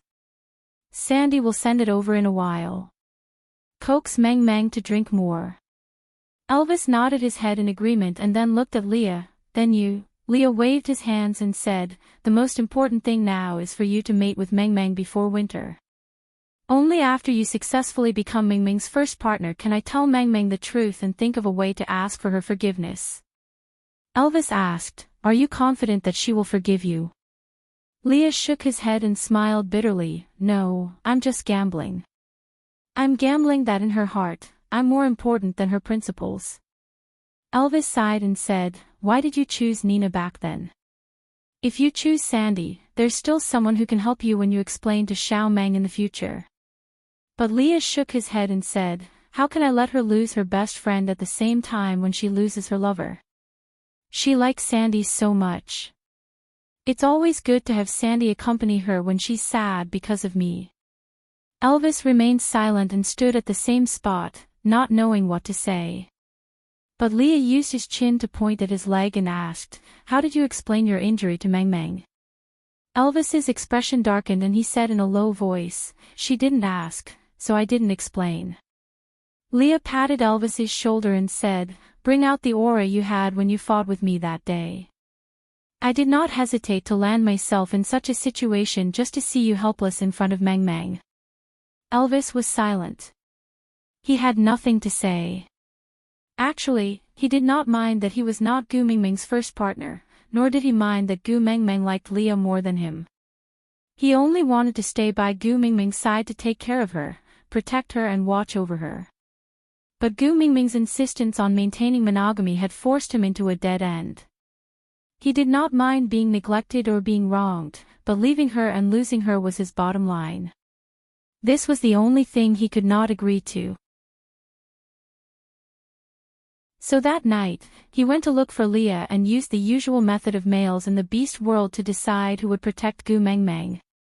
He had won, but seeing how upset Gu Meng Meng was because of Lee's departure, Elvis had been asking himself for the past 2 days, was he wrong? Maybe he should not have won. Leah and Elvis had many years of friendship, fighting side by side and risking their lives so many times, so they had a deep understanding of each other. Even if Elvis did not say anything, Leah understood what he was thinking. "Don't feel guilty, losing to you was my own decision. We all know that this is the best choice, isn't it?"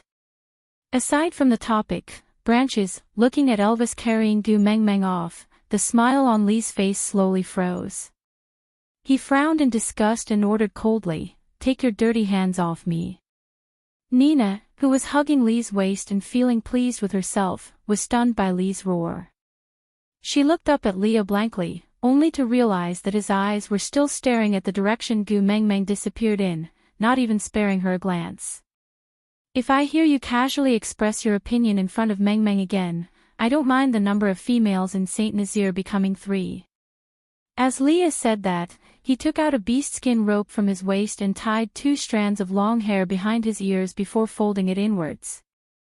This was the hairstyle Mang Mang had praised. She said it looked good. Leah. How can you speak to me like this? I'm the Nina who wants to mate with you. Nina shouted at the top of her lungs. Mate? Leah sneered, are you even worthy?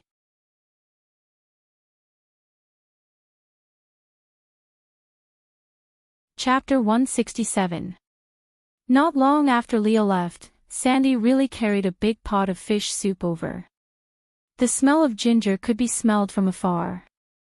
Elvis welcomed Sandy outside the cave and took the stone pot from her hands. He then invited, Xiao Meng is inside, do you want to accompany her?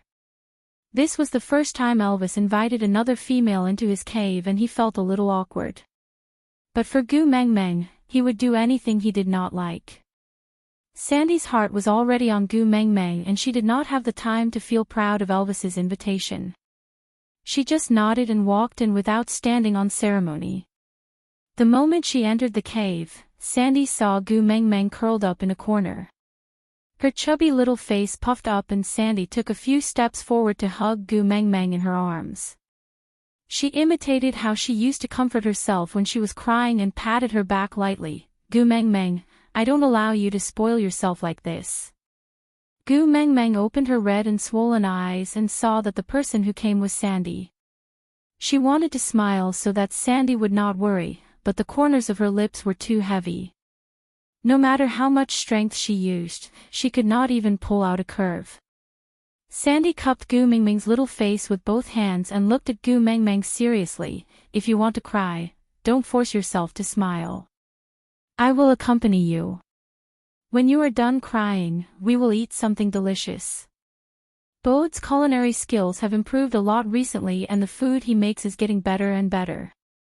He cooked water shuttles today and I specially brought them for you to eat. Once you are full, you will not feel uncomfortable anymore. Gu Meng Meng shook her head and leaned into Sandy's arms.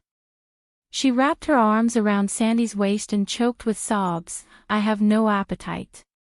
This was the first sentence Gu Meng Meng said after returning from the lake. Her hoarse and weak voice made Sandy hug Gu Meng Meng over and over again in heartache. She said with a sullen face, you don't even want to eat delicious food, looks like you are really feeling terrible. Elvis felt suffocated. Gu Meng Meng's pitiful look made him feel as if his heart was pierced by an icicle.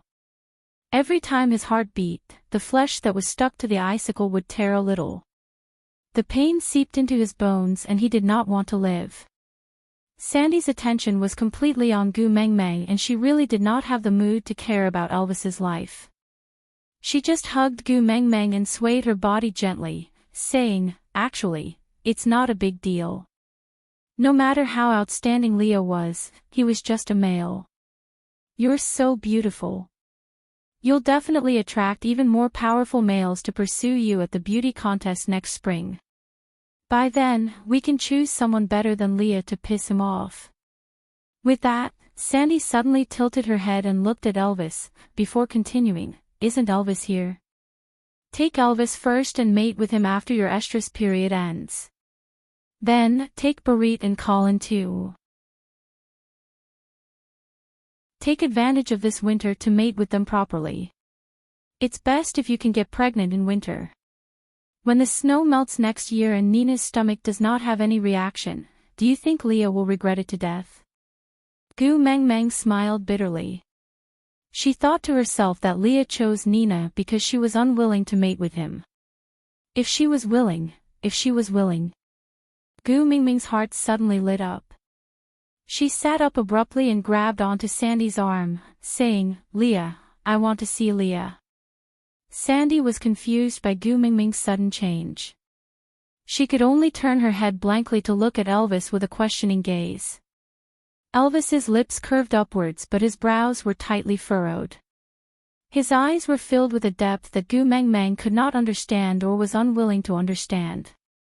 He replied Gu Meng Meng with a single word of tenderness that could crush bones and blood, all right. Aside from the topic, Thank you to the Tycoon, Prideful Blood and Water Dragon, from QQ Reading for your 1999 plus 99 reading points. It was Gina's first time seeing such a huge reward. She took the screenshot and showed off in the authors group. Thank you baby for satisfying my little vanity then. This love breakup content won't take too long. It should be nearing the end. Babies, bear with it for a few more days.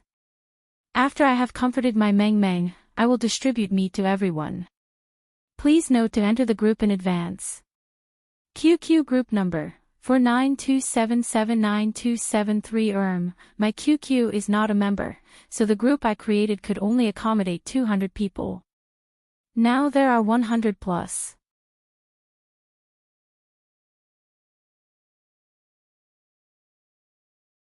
Chapter 168. Leah did not walk far and just hit at the edge of Elvis's territory. From this distance, he could barely hear Gu Mingming's voice and occasionally smell her scent in the air. He was caressing the beast-skin rope that Gu Mengmeng used to tie his hair. When he heard that Gu Mengmeng wanted to see him, he paused for a moment. Then, he tried his best to control his urge to rush to her and climb down the tree slowly. He stood at the edge of Elvis's territory and only stepped in after Elvis agreed to Gu Mingming's request. This was the first time he felt a sense of unfamiliarity and anticipation in this place that he had entered countless times. He did not know what Gu Mengmeng wanted to say to him, but to him now, it was good enough to hear her voice. According to the rules, without Elvis's permission, he could not enter the cave. So Leah stood at the entrance of the cave and stared at the empty hole. He could clearly hear Elvis whispering to Gu Mengmeng, "He's here, I'll call him in." Gu Mengmeng held on to Elvis, her hands trembling uncontrollably. She was the one who had made up her mind to meet Leah, but when he really came, Gu Mengmeng started to feel guilty.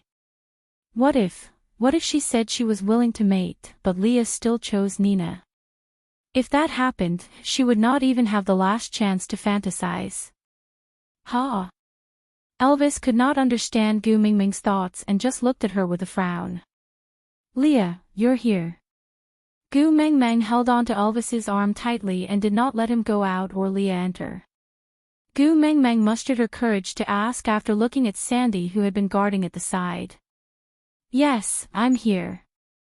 Lee's voice was trembling slightly, but his face was still calm. No one knew how much effort he had put in to make him appear effortless to others. If I'm willing to mate with you, will you return to my side? Gu Mingming's eyes were fixed on the entrance of the cave. Even though it was impossible for her to see Lee's expression and state, she was still staring at the entrance of the cave with her heart in her throat. She swore that she was not even this nervous on the day the results of the college entrance examinations were released. Leah remained silent. Gu Mengmeng was willing to mate with him. This news made him extremely happy, but it also made him feel twice as pressured, suffocating him. Mengmeng. Lee's voice was low and hoarse. At this moment, when no one was looking, he kept his elegant smile for the first time. He furrowed his brows and replied solemnly, "I can die protecting you on the battlefield, but I don't want to see you suffer any harm before I die." Gu Mengmeng was taken aback. She did not understand what Leah meant. She instinctively looked at Elvis, only to realize that he was frowning in silence. She then turned to look at Sandy, but Sandy just patted her hand, gesturing for her to continue listening to Leah. Lee's hearing was very sensitive. He could clearly sense Gu Mingming's condition in the cave, so he paused for a while to give her sufficient time to think and calm down.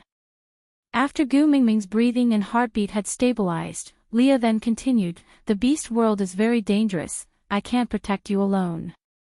If you care about me, please accept the rules of the beast world and build a strong family, so that I have family members that I can trust, and not have to worry about my partner getting hurt before I die or having no one to take care of him after I die."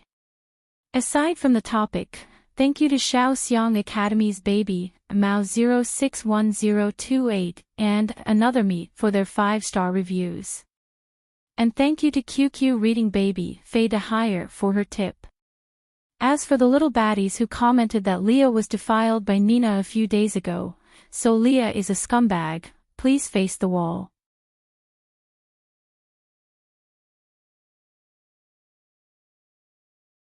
Chapter 169. No matter how dumb Gu Mengmeng was, she understood something by now.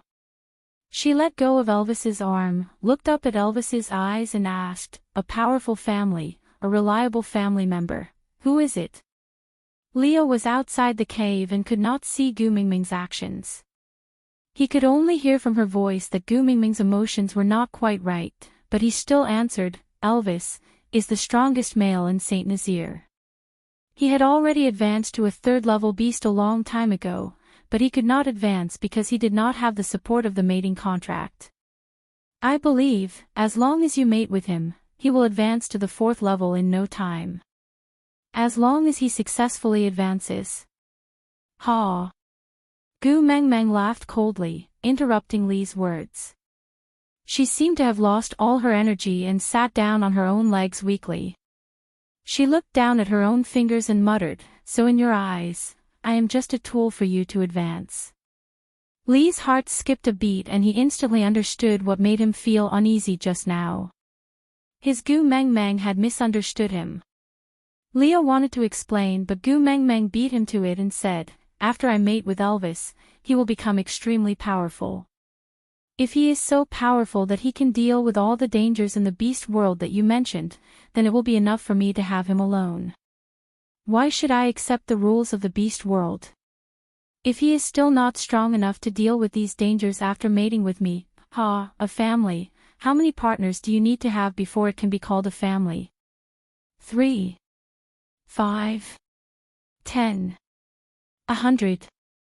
Gu Mengmeng took a deep breath and stood up abruptly, saying to the outside of the cave, "Leave, I don't want to see you anymore." Li's body stiffened. He used all his strength but realized that he could not even control his fingertips. He lost Gu Mengmeng just like that. Wasn't it something that could be resolved by tolerating, waiting, coaxing and letting her scold him for a while? In her heart, he was ultimately just like that. Leah wanted to rush in and explain to Gu Mengmeng. He had no time to care about the future, what was right or wrong, what was life or death. He just wanted to hug his Gu Mengmeng in his arms, watch her laugh, play with her and hear her call him Daddy Leah. Elvis appeared at the entrance of the cave and grabbed onto Li's shoulder. His expression was solemn and gloomy. His voice was not loud but it was unquestionable. "She said she won't see you and asked you to leave." Leah grabbed Elvis's wrist and said, "I want to see her." He turned around and retracted his hand. At the same time, his other hand was already strangling Li's neck. "Unless she is willing, or I die." Leah was taken aback. After a while, he looked at Elvis with empty eyes and asked, "That day during the duel, if I didn't admit defeat, would you really bite me to death? Even at the cost of a leg?" Elvis remained silent for a moment before nodding his head. "Yes, I will."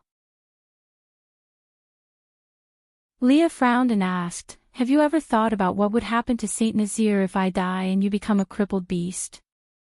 Elvis remained silent for a long time, then he raised his head and looked back at Ray's eyes with determination. "I'm not as smart as you, I can't think of so many things at the same time. I only know that I cannot hand Meng Meng over to you." Leah was shocked and asked, "Why?" Elvis said in a faint voice, "Do you still remember when you saved Xiao Meng from Quentin?" Aside from the topic, thank you QQ Reading Baby Pippi Yoop for your tips. Also, how much did the babies remember about Leah saving Gu Meng Meng from Quentin? Did anyone find anything wrong with this matter? Actually, I've been burying this topic since then. But I don't know if I buried it too deeply or you guys were so distracted by Li's flirting that you didn't notice. Also, Elvis and Gu Mingming's mating had been brought forward. According to the standards, the mating process would definitely not pass, so, you guys understand.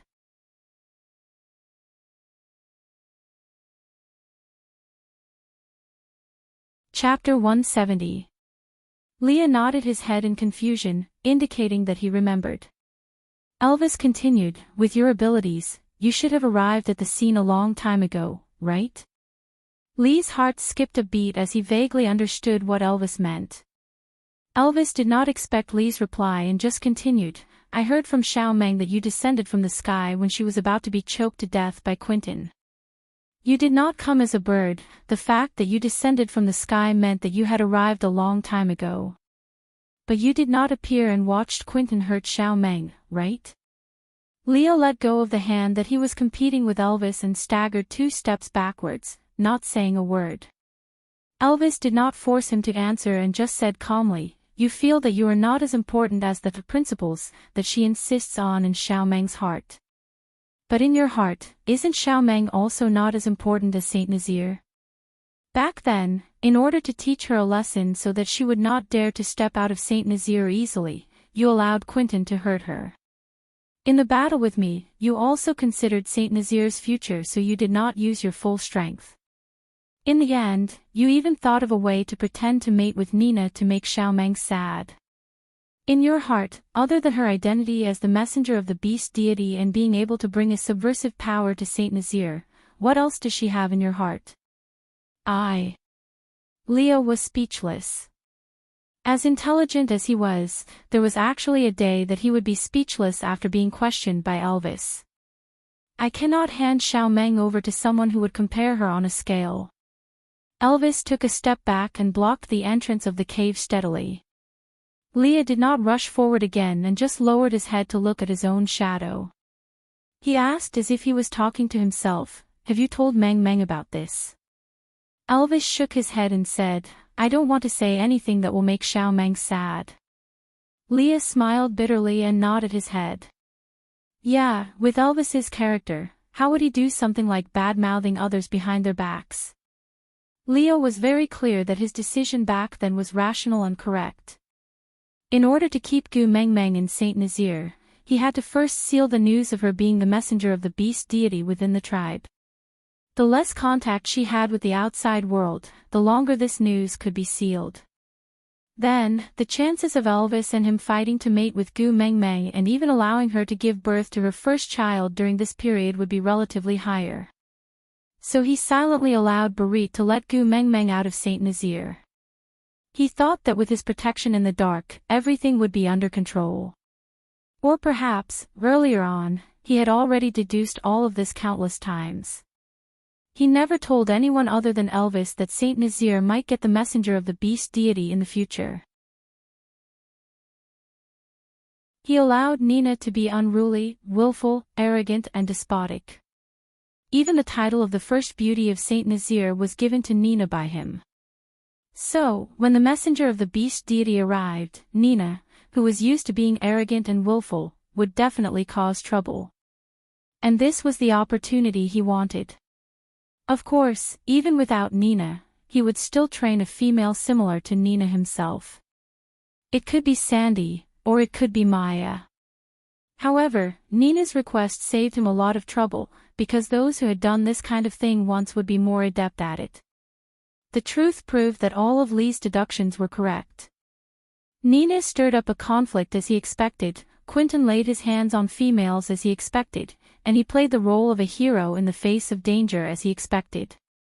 But he did not expect that the messenger of the beast deity was Gu Mengmeng, a person who made his heart beat again. Aside from the topic, after receiving the notification from the editor, QQ Bookstore had arranged for the second round of PK. I did not even know if I passed the first round of PK. I, who received the notification directly, was also dumbfounded. The editor requested for a guarantee of 5 chapters during the 2P period. So, my babies, do you know what to do? Bookstore's collection point, and free recommendation tickets every day. Remember, it's every day. Please leave comments and gifts between today and Friday.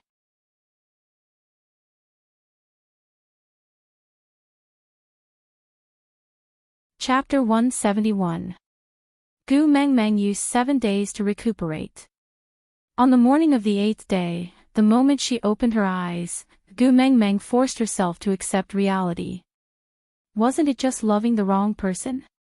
Crying for 7 days was already a good-for-nothing.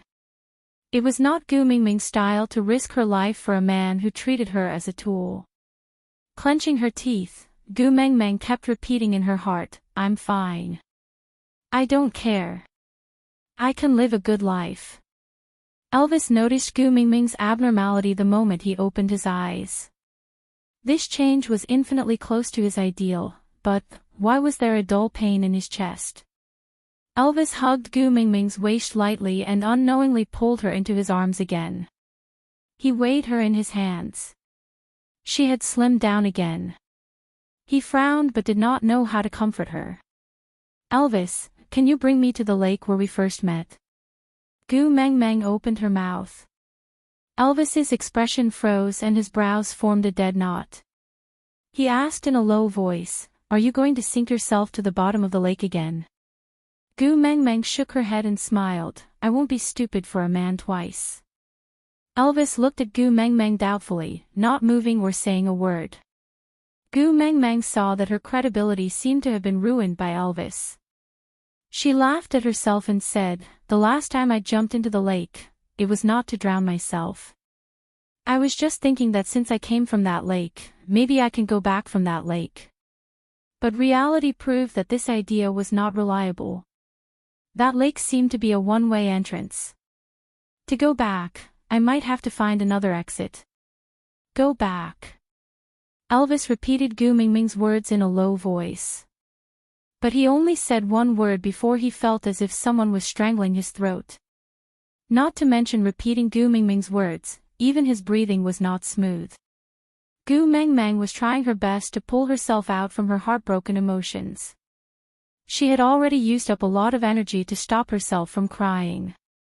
She really did not have the mood to figure out Elvis's current thoughts.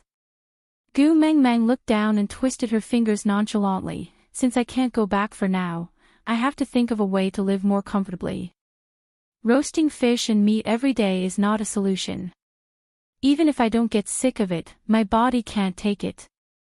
Elvis recalled that the lake was very special because he met Gu Mengmeng there. But other than that, Elvis really could not think of anything else in the lake. Gu Mengmeng could not help but find it funny when she saw Elvis thinking so hard. This kind of brainstorming work was really not suitable for him. Every time he was thinking about a problem, his brows would furrow into a dead knot. Gu Mengmeng placed her little hand on Elvis's brows and said patiently, "I need to ingest salt to maintain my health. In the past few days, I had been feeling weak, which was a sign of a lack of salt. If I don't take in more salt, my condition will worsen, and I won't be able to survive this winter." Elvis immediately tensed up upon hearing that. Gu Mengmeng patted Elvis's shoulder and gestured for him to relax. Then, she said, "When I jumped into the lake previously, I accidentally realized that the lake water was salty. I suspect that it was a salt lake. Bring me there to take a look. If that's really the case, then I can be saved." Elvis still had a lingering fear towards Gu Mingming's sudden jump into the lake and the words she said to him before jumping into the lake. Elvis did not dare to take the risk of bringing her closer to that place, especially after knowing that it could be a passage for her to return to the other world. He could not let her near that place. So, Elvis asked cautiously, "What does salt look like? Tell me, I'll go get it for you." Aside from the topic, trying to act pitiful, Susu had caught a cold. To someone who did not have a stockpile of chapters, the sudden notification of adding chapters was a huge blow. But for the sake of our Gu Mingming's better development, Susu had been pouring cup after cup of coffee into her stomach, trying her best to stay awake so that she could write more chapters for her babies. "For the sake of my hard work, can you please give me your recommendation tickets every day?"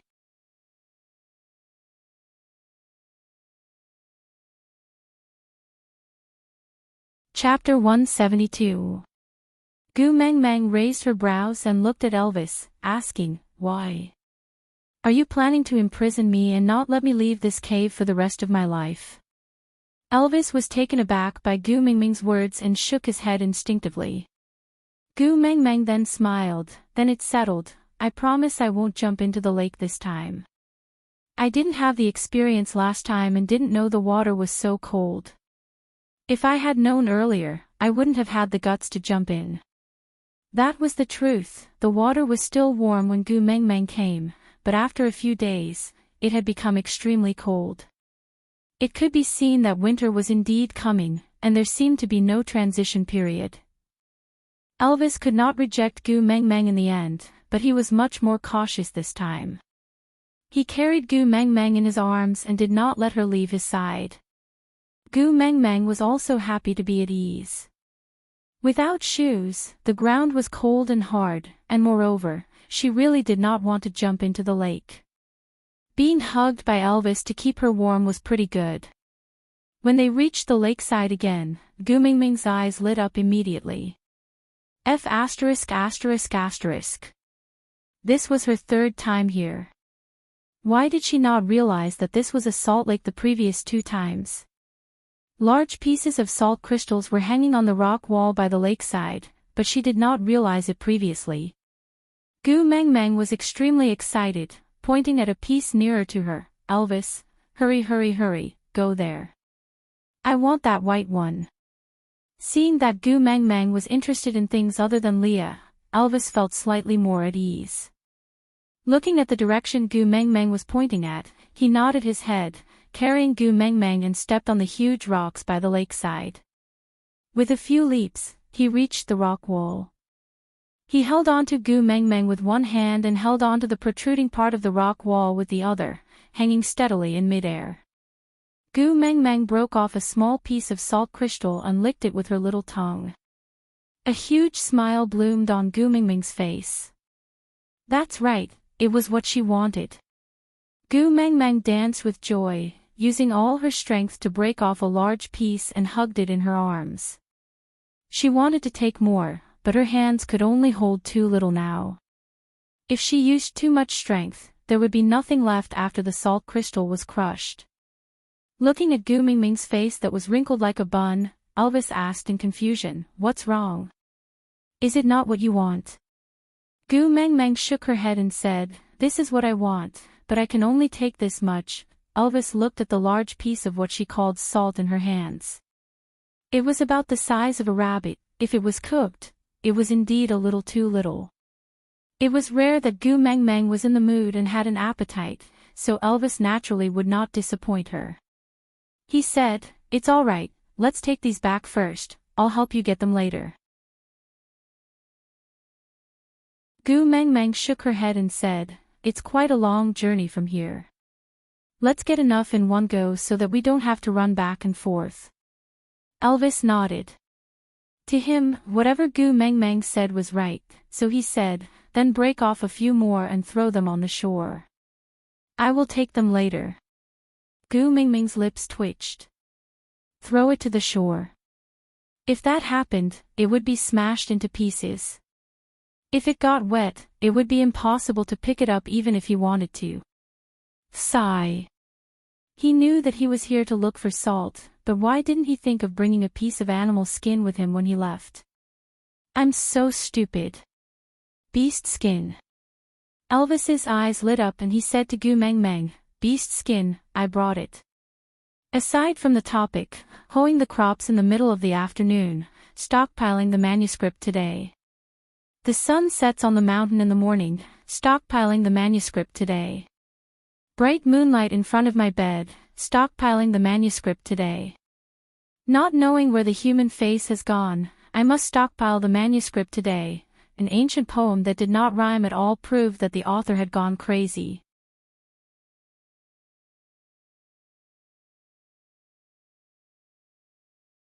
Chapter 173. Gu Mengmeng blinked her big innocent eyes at Elvis, sizing him up from head to toe. Damn it, he did not have anything on him other than that beast-skin dress. Did he bring beast-skin? Where did he hide it? Wait a minute. A bomb exploded in Gu Mingming's mind, then she looked at Elvis's beast-skin dress with a stiff face. Leader, you can't be so hardcore, right? Damn it, I'm bringing this salt back to eat, but you want me to use your beast skin dress that does not contain any additives to wrap a certain important part of my body? How can I eat it when I go back to cook? Gu Meng Meng shook her head like a rattle drum. No, I can't use your beast skin dress. I will be traumatized by the salt. Elvis smiled dotingly. It's alright, after we get the salt, I'll turn into my original form and carry you back. I won't let anyone see my body. Gu Meng Meng was speechless, holding her forehead. That's not the problem, alright? Elvis did not understand, frowning slightly. Gu Meng Meng hugged the salt too tightly, some of it had already crumbled in her hands. Gu Meng Meng looked at the crumbled salt in her hands and hurriedly said, let's go down first, I'll think of another way. Without a word, Elvis kicked off with force and jumped up like he was stepping on a spring bed. After a few consecutive jumps, he landed steadily at a distance of 1 meter away from the lake. He placed Gu Meng Meng down carefully and held onto her shoulders, saying, wait for me here, I'll help you get some more. Gu Meng Meng's body trembled as she looked at Elvis. Wait for me here, I'll go get more for you. Gu Meng Meng nodded. She was very clear that with her small body, she would only be a burden if she went over, so she might as well let Elvis handle it.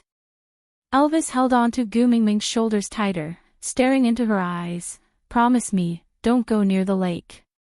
Gu Meng Meng knew that Elvis was scared by her previously, so she smiled. Don't worry, I treasure my life more than anyone else, I don't have any inclination to commit suicide or harm myself. Elvis was still not at ease, but this was the first time Gu Meng Meng was interested in something in the past few days.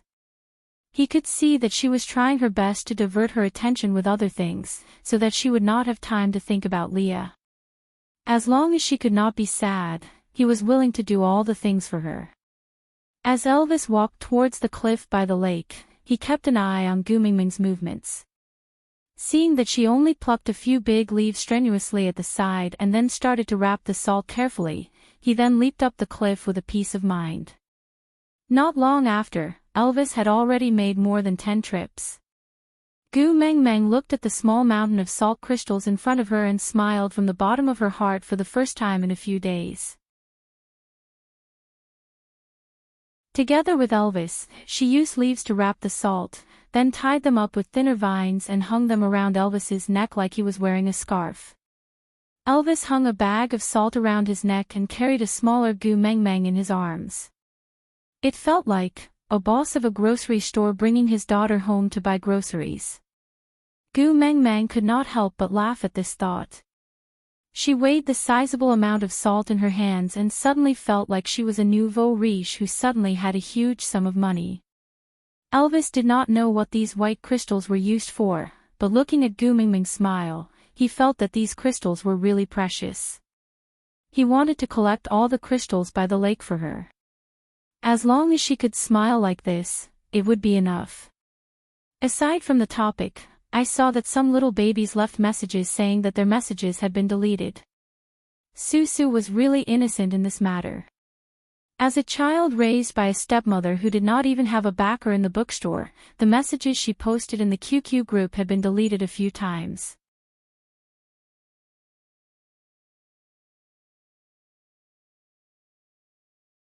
Chapter 174. Elvis called Sandy over to accompany Gu Meng Meng while he returned to the lakeside, wanting to help Gu Meng Meng get more salt crystals. But sometimes, when Elvis appeared in front of Gu Meng Meng with his head hung low like a child who had done something wrong, Gu Meng Meng deeply experienced for the first time in her life what was called a pig teammate. Looking at Elvis's dejected look, Gu Meng Meng felt like laughing for some reason. She really wanted to ask, Elvis, are you actually a pig in wolf skin? Xiao Meng, don't be angry.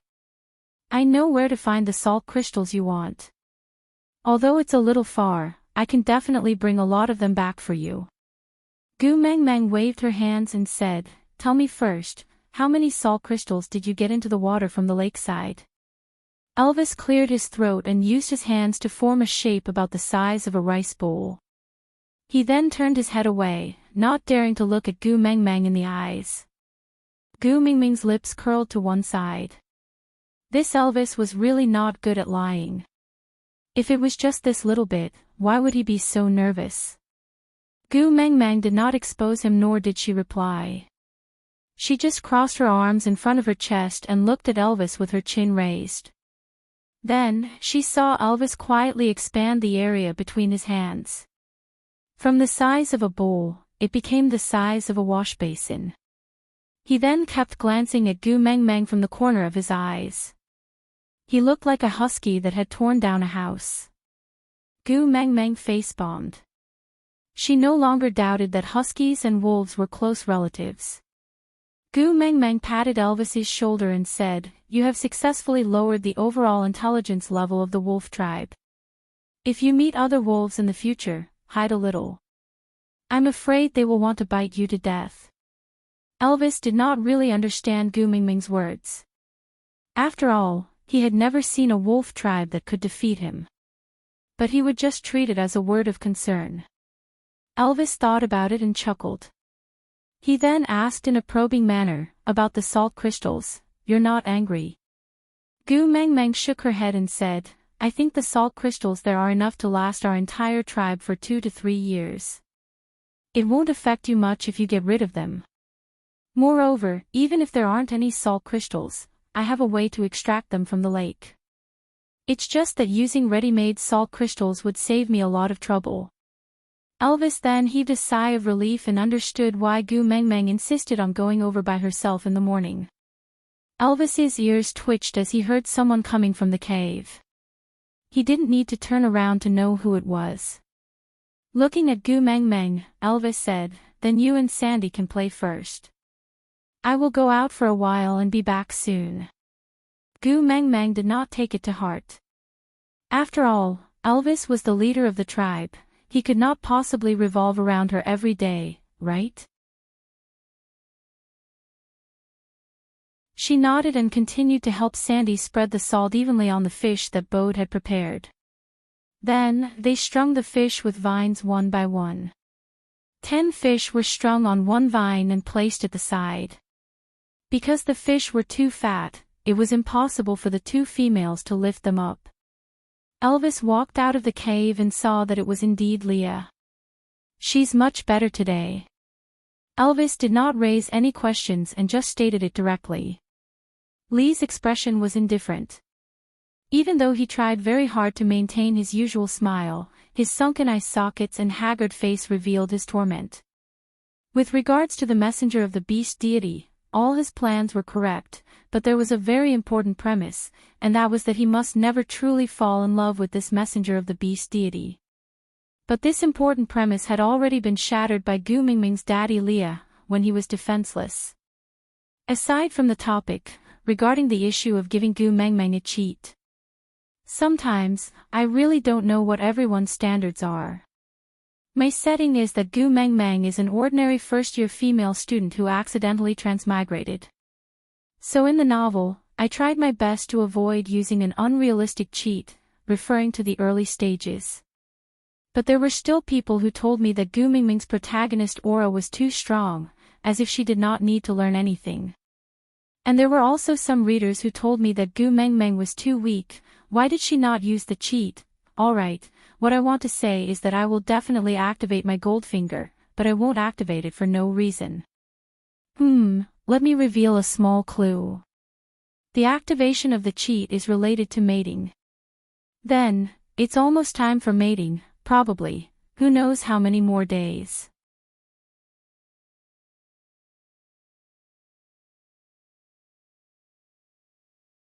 Chapter 175.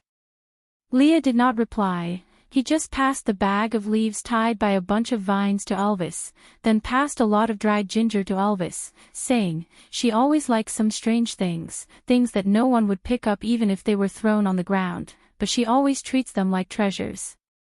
Elvis took over the things from Lee's hands, placed it next to his nose and sniffed it, then he knew that the bag of leaves contained salt crystals. Looking at the method of wrapping it, it was clearly the same as Gu Mingming's. That meant that when they went to the lake to retrieve the salt crystals in the morning, Leah was also there, but he did not realize it. Elvis could now understand what Leah meant when he said, "The beast world is so dangerous, a male cannot protect Gu Mang Mang." If the one following him today was not Leah, but someone else, then, Elvis did not voice out his worries, he just asked, "Should I tell her, did you send it over?" Leah shook his head, smiling bitterly, "Based on her character, if she knew that I brought it over, I'm afraid she would not accept it."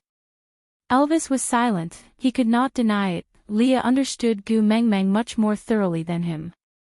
Most of the time, he did not know what Gu Mang Mang was thinking about, he could only do as she said, but Leah could see through her thoughts before she opened her mouth. Perhaps, this was the reason why he lost to Leah in Xiao Meng's heart. Elvis nodded, agreeing to it, then carried the things and turned to enter the cave. Leah raised his hand, wanting to stop Elvis, but when the words were at the tip of his tongue, he realized that he did not have the right to instruct him. Looking at his blood-stained and dirty fingers from digging the yellow roots all over the mountain, Leah smiled bitterly, turning to walk back into the mountain. As long as she was happy, so what if he dug his hands till they were mush? Elvis returned to the cave, piling the things that Leah brought over at the side, together with the salt crystal bags they brought back in the morning.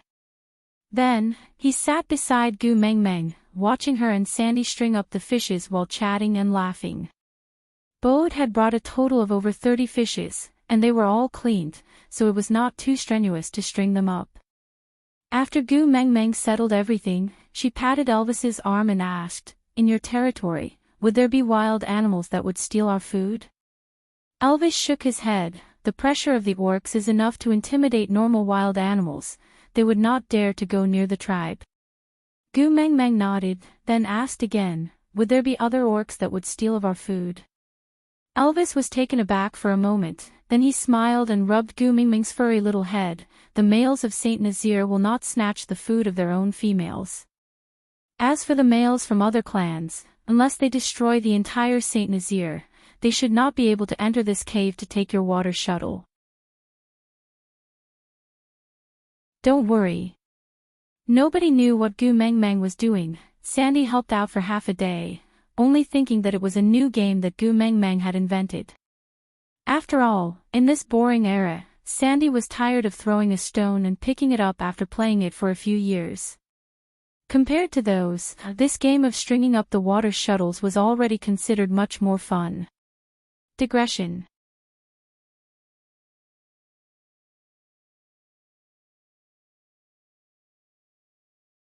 Chapter 176. How long will this take? Sandy tilted her head and asked. Gu Mang Mang smacked her lips and said, "I don't know either, it depends on the air-drying situation." Sandy did not know what air-drying situation was, but it looked like it would take a long time, so she did not have the desire to continue waiting. She pulled Gu Mang Mang and said, "Our water shuttles are all used up, why don't we ask Bode and the rest to get some more and we can continue to wear them?" Gu Mang Mang shook her head and rejected Sandy's suggestion. She pointed at the 30 big fishes hanging on the tree and said, "Although this is delicious, we can't just eat it for the entire winter." Sandy was stunned and her clear big eyes were instantly filled with the colors of a fangirl. Her saliva was about to drip down uncontrollably. She pulled Gu Mang Mang's arm and pointed at the fish on the tree excitedly, asking, "Edible? Edible?" Gu Mang Mang smiled and nodded, "Yeah, this will not go bad easily after being dried in the shade. Before winter, ask Bode to take 2 skewers and leave 1 for me. It's quite enjoyable to eat fish occasionally during winter." Elvis's expression was rather solemn. He took a step forward and held on to Gu Mang Mang's shoulders.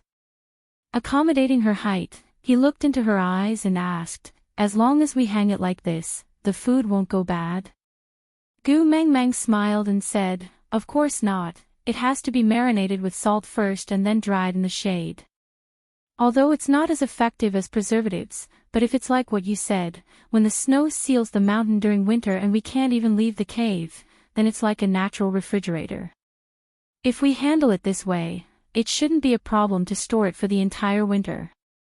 Elvis was overjoyed. He carried Gu Mang Mang and howled at the sky. Gu Meng Meng did not know what message he was sending. She only knew that after a while, all the males in the tribe gathered in front of Elvis's cave and looked at Gu Meng Meng with sparkling eyes. Xiao Meng, what kind of food can be stored using this method? Can you tell everyone? Elvis carried Gu Meng Meng so that she would not be drowned in the crowd of tall males. And males had very sensitive ears. Even if Gu Meng Meng's voice was not as loud as Elvis's, they could still hear her clearly. Ever since Gu Meng Meng broke up with her boyfriend, she had almost never shown her face in front of the public. This long-lost, public gaze still made her feel a little awkward. She instinctively hid in Elvis's arms and revealed half of her face, saying, "Any normal food is fine, but I have never pickled those tigers and leopards that you guys usually eat. I'm not sure, but in theory, it should be fine." Elvis shook his head and said, "I'm not sure, but in theory, it should be fine." The moment Gu Meng Meng finished speaking, a deafening cheer erupted from the beast horde. No matter how many times she had heard it, the sight of hundreds of beasts roaring at the sky still gave Gu Meng Meng a fright. Shrinking into Elvis's arms, Gu Meng Meng was like a frightened kitten. She was protected gently by Elvis as he patted her back slowly. After the males roared, they scattered in all directions to search for food that they could use. At this moment, a familiar person walked in front of Gu Meng Meng slowly. He smiled bashfully and raised his hand, saying, "Long time no see, Gu Meng Meng." Gu Meng Meng then noticed Barit. The last time she saw him was at the platform of the deity's punishment.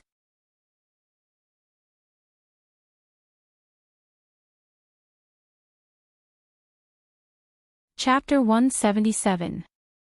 Barit clenched his fists and arched his arms, his firm muscles bulging. He displayed his masculine image perfectly, just like a walking hormone. Gu Meng Meng nodded and said, "Looks good, then I'm relieved. Hurry and go look for prey with the rest, if you're late, they'll snatch it all away." Barit was not in a hurry. He stood at the same spot and asked Gu Meng Meng, "You saved me on the platform of the deity's punishment. To repay you, I'll be responsible for your food this winter. What do you like to eat? Tell me, I'll prepare it for you." This matter, it was Li's suggestion. And at that time, she had not lost Leah yet. Gu Meng Meng could not maintain the smile on her face and her nose felt sour. Gu Meng Meng despised herself for being so useless in her heart. She rubbed her nose and pretended to think, lifting her little face. She rolled her eyes to get rid of the mist in her eyes and forced herself to smile and answer, "Actually there's no need, you helped me and I helped you, so we're even now. Elvis will help me prepare my food, you just have to take care of yourself." Barit looked at Elvis, his gaze filled with sincerity and determination, saying, "Elvis, please let me enter your cave this winter." Elvis frowned and remained silent for a moment before saying, "I'll prepare sufficient food for Xiao Meng. And she won't agree to it." Barit looked at Gu Meng Meng, then back at Elvis, saying, "Leader, please allow me to enter your cave this winter." Elvis frowned and squinted his eyes at Barit, saying, "Are you reminding me not to forget myself and my identity?" Barit remained silent, neither admitting nor denying it. Elvis's lips curled up and he tilted his neck to both sides, looking like he was warming up. Gu Meng Meng completely did not understand what they were talking about, but the smell of gunpowder was too strong. No matter how slow she was, it was impossible for her not to sense it. Barit had just come down from the platform of the deity's punishment a few days ago. A 3-day trip outside the gates of hell was not a joke. Elvis also injured his leg for some reason previously. Why were the two disabled patients still so angry? Gu Meng Meng patted Elvis's shoulder, attracting his attention to her. She then smiled lightly, saying, "Can you bring me around? I don't want to eat meat all winter, I'll get sick of it." Elvis glanced at Barit from the corner of his eyes and did not say anything, only nodding his head. Gu Meng Meng then turned to Barit and said, "In the past, I didn't understand the rules of the beast world and thought that this place was the same as our world, where men and women could be friends. But now I knew that apart from mating, it was impossible for a male and a female to coexist. I don't want to find a partner here, so don't waste your time on me. Go prepare your own food and don't come looking for me again. After Gu Mengmeng finished speaking, she wrapped her arms around Elvis's neck, signaling him to leave. Elvis did not stay for a second longer as he carried Gu Mengmeng out of the tribe. Barit was not dejected by Gu Mengmeng's words. He knew about Li's situation. Although he could not understand Gu Mengmeng's view on love, he would not try to change it. He was different from Leah. Mating with Gu Mengmeng was his dream, but he did not dare to hope that it would come true. As long as he could protect her from afar and help her with some trivial matters, he would be satisfied. So, he maintained a certain distance and followed behind Elvis silently. There was no disappointment, no hesitation, no doubt, only a determined gaze and a primitive instinct to be loyal to himself. Aside from the topic.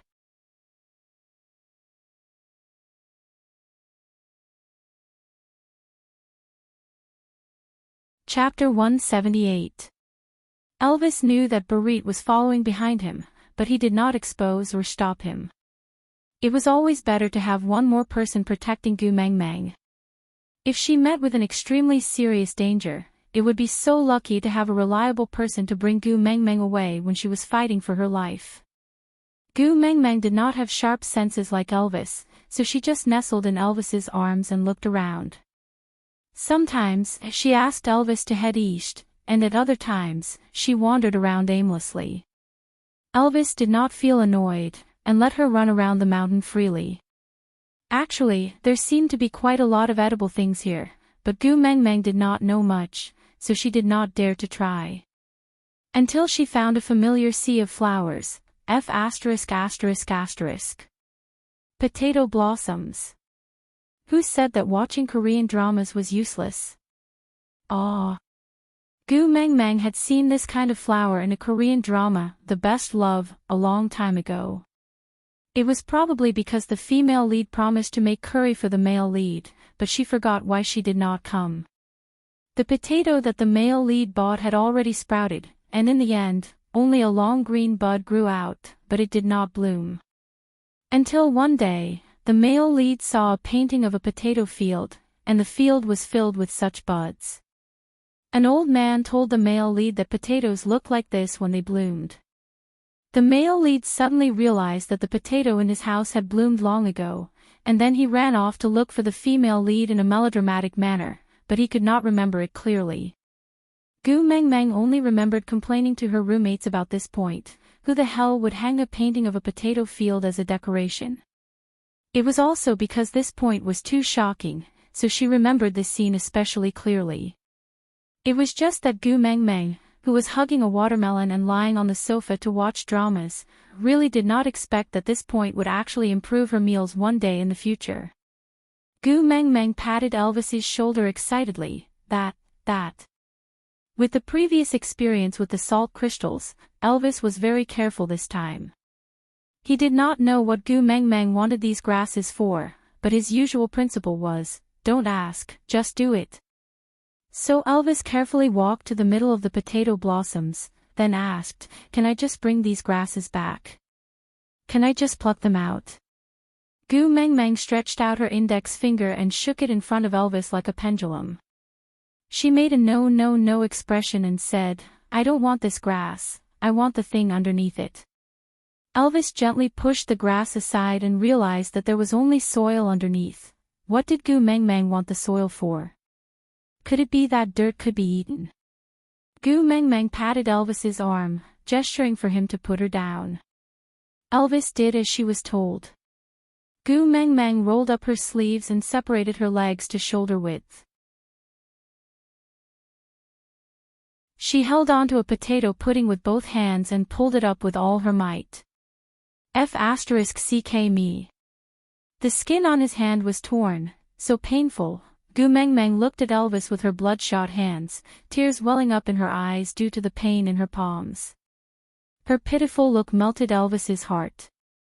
He pulled Gu Mengmeng into his arms and looked at the wound on her palms. The wound was not deep, but to Elvis, it was a ghastly sight. Elvis held Gu Mingming's little hand gently and brought it to his lips, then, he actually stuck out his tongue and started to lick Gu Mingming's palm carefully. A wave of numbness spread from Gu Mingming's palm to every corner of her body. Gu Mingming stared in bewilderment and stuttered, What are you doing? Aside from the topic, thank you QQ reader, Dream, for your tips and concern. I will take care of my body. The all-purpose, plain water was already prepared and he was drinking it every day.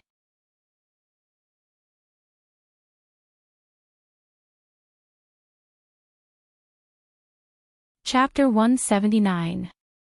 Elvis did not answer Gu Mingming's question and just focused on licking her little hand.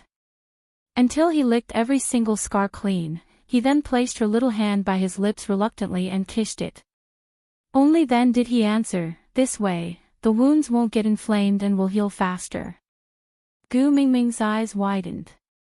Gu Mingming's face was flushed red and she could not say a word. Previously, Leah had also licked the blood from her nose, but as the distance was too close, she could not see anything clearly and the entire process was transmitted through her skin. But it was different this time. When Elvis was licking her little hand, she maintained a VVIP 3D perspective and watched as Elvis's tongue licked her little hand over and over again as if she was watching a live broadcast. Who could understand the feeling of touching an electric switch for 5 minutes? Elvis looked at Gu Mingming's flushed face and recalled the scene when Leah hugged her in the stream. That day, he watched everything quietly from afar and tried his best to control himself from rushing over. Today, he finally had such a chance to taste her wonderful taste. Although they did not have a proper title, she could only rely on him, trust him and let him take care of her. This was enough happiness. Elvis kissed Gu Mingming's little face and then placed her down on a smooth big rock for her to sit properly. Then, he pointed at the grass that Gu Mingming wanted to pluck but did not manage to, just pluck it up. Gu Mingming nodded her head blankly. She had not recovered from Elvis's actions just now. Now, as long as Elvis looked at her, she would feel her face burning and she did not know where to place her hands. Elvis liked Gu Mingming's childish look. Did it mean that she finally saw him as an ordinary male when she was shy because of his actions? Elvis was in a good mood and could do his work with ease. He grabbed the handful of grass and pulled out a bunch of potatoes that were buried underground without much effort. Elvis looked at the string of black and swarthy things in shock. He placed it at the tip of his nose and sniffed it. It smelled like dirt. Puzzled, he brought the string of things in front of Gu Mingming and asked, The thing below, you mentioned, is this? Gu Mingming was still in a daze until Elvis patted her head lightly. She then snapped back to reality. Ah. Ah. Yes, that's it. This is called potato. It's a divine dish that goes with everything. It's delicious and can help with hunger. Most importantly, it's easy to store. You can just pile it up in the cave and it won't go bad easily. Elvis looked at the fist-sized fruit skeptically. He casually plucked one off and threw it into his mouth without even washing it. He chewed on it with a few crunching sounds. Along with Elvis's twisted expression, Gu Mingming's laughter reverberated throughout the entire sea of flowers. Ha ha ha. Hurry up and show your true form. You're a husky, aren't you? How can a wolf be as stupid as you? Ha ha ha, I'm dying of laughter. Gu Mingming clutched her stomach and rolled around in laughter. Seeing her rare smile, Elvis suddenly felt that the strange taste in his mouth was not so unbearable anymore. You're tuning into the LoveLore Library YouTube channel. We're so grateful for your support and don't forget to subscribe to join us on this incredible journey through captivating stories. Your generosity through donations truly makes a world of difference, as it's the primary source of revenue that allows me to expand and enhance this channel for you. Thank you from the bottom of my heart for being a part of this adventure.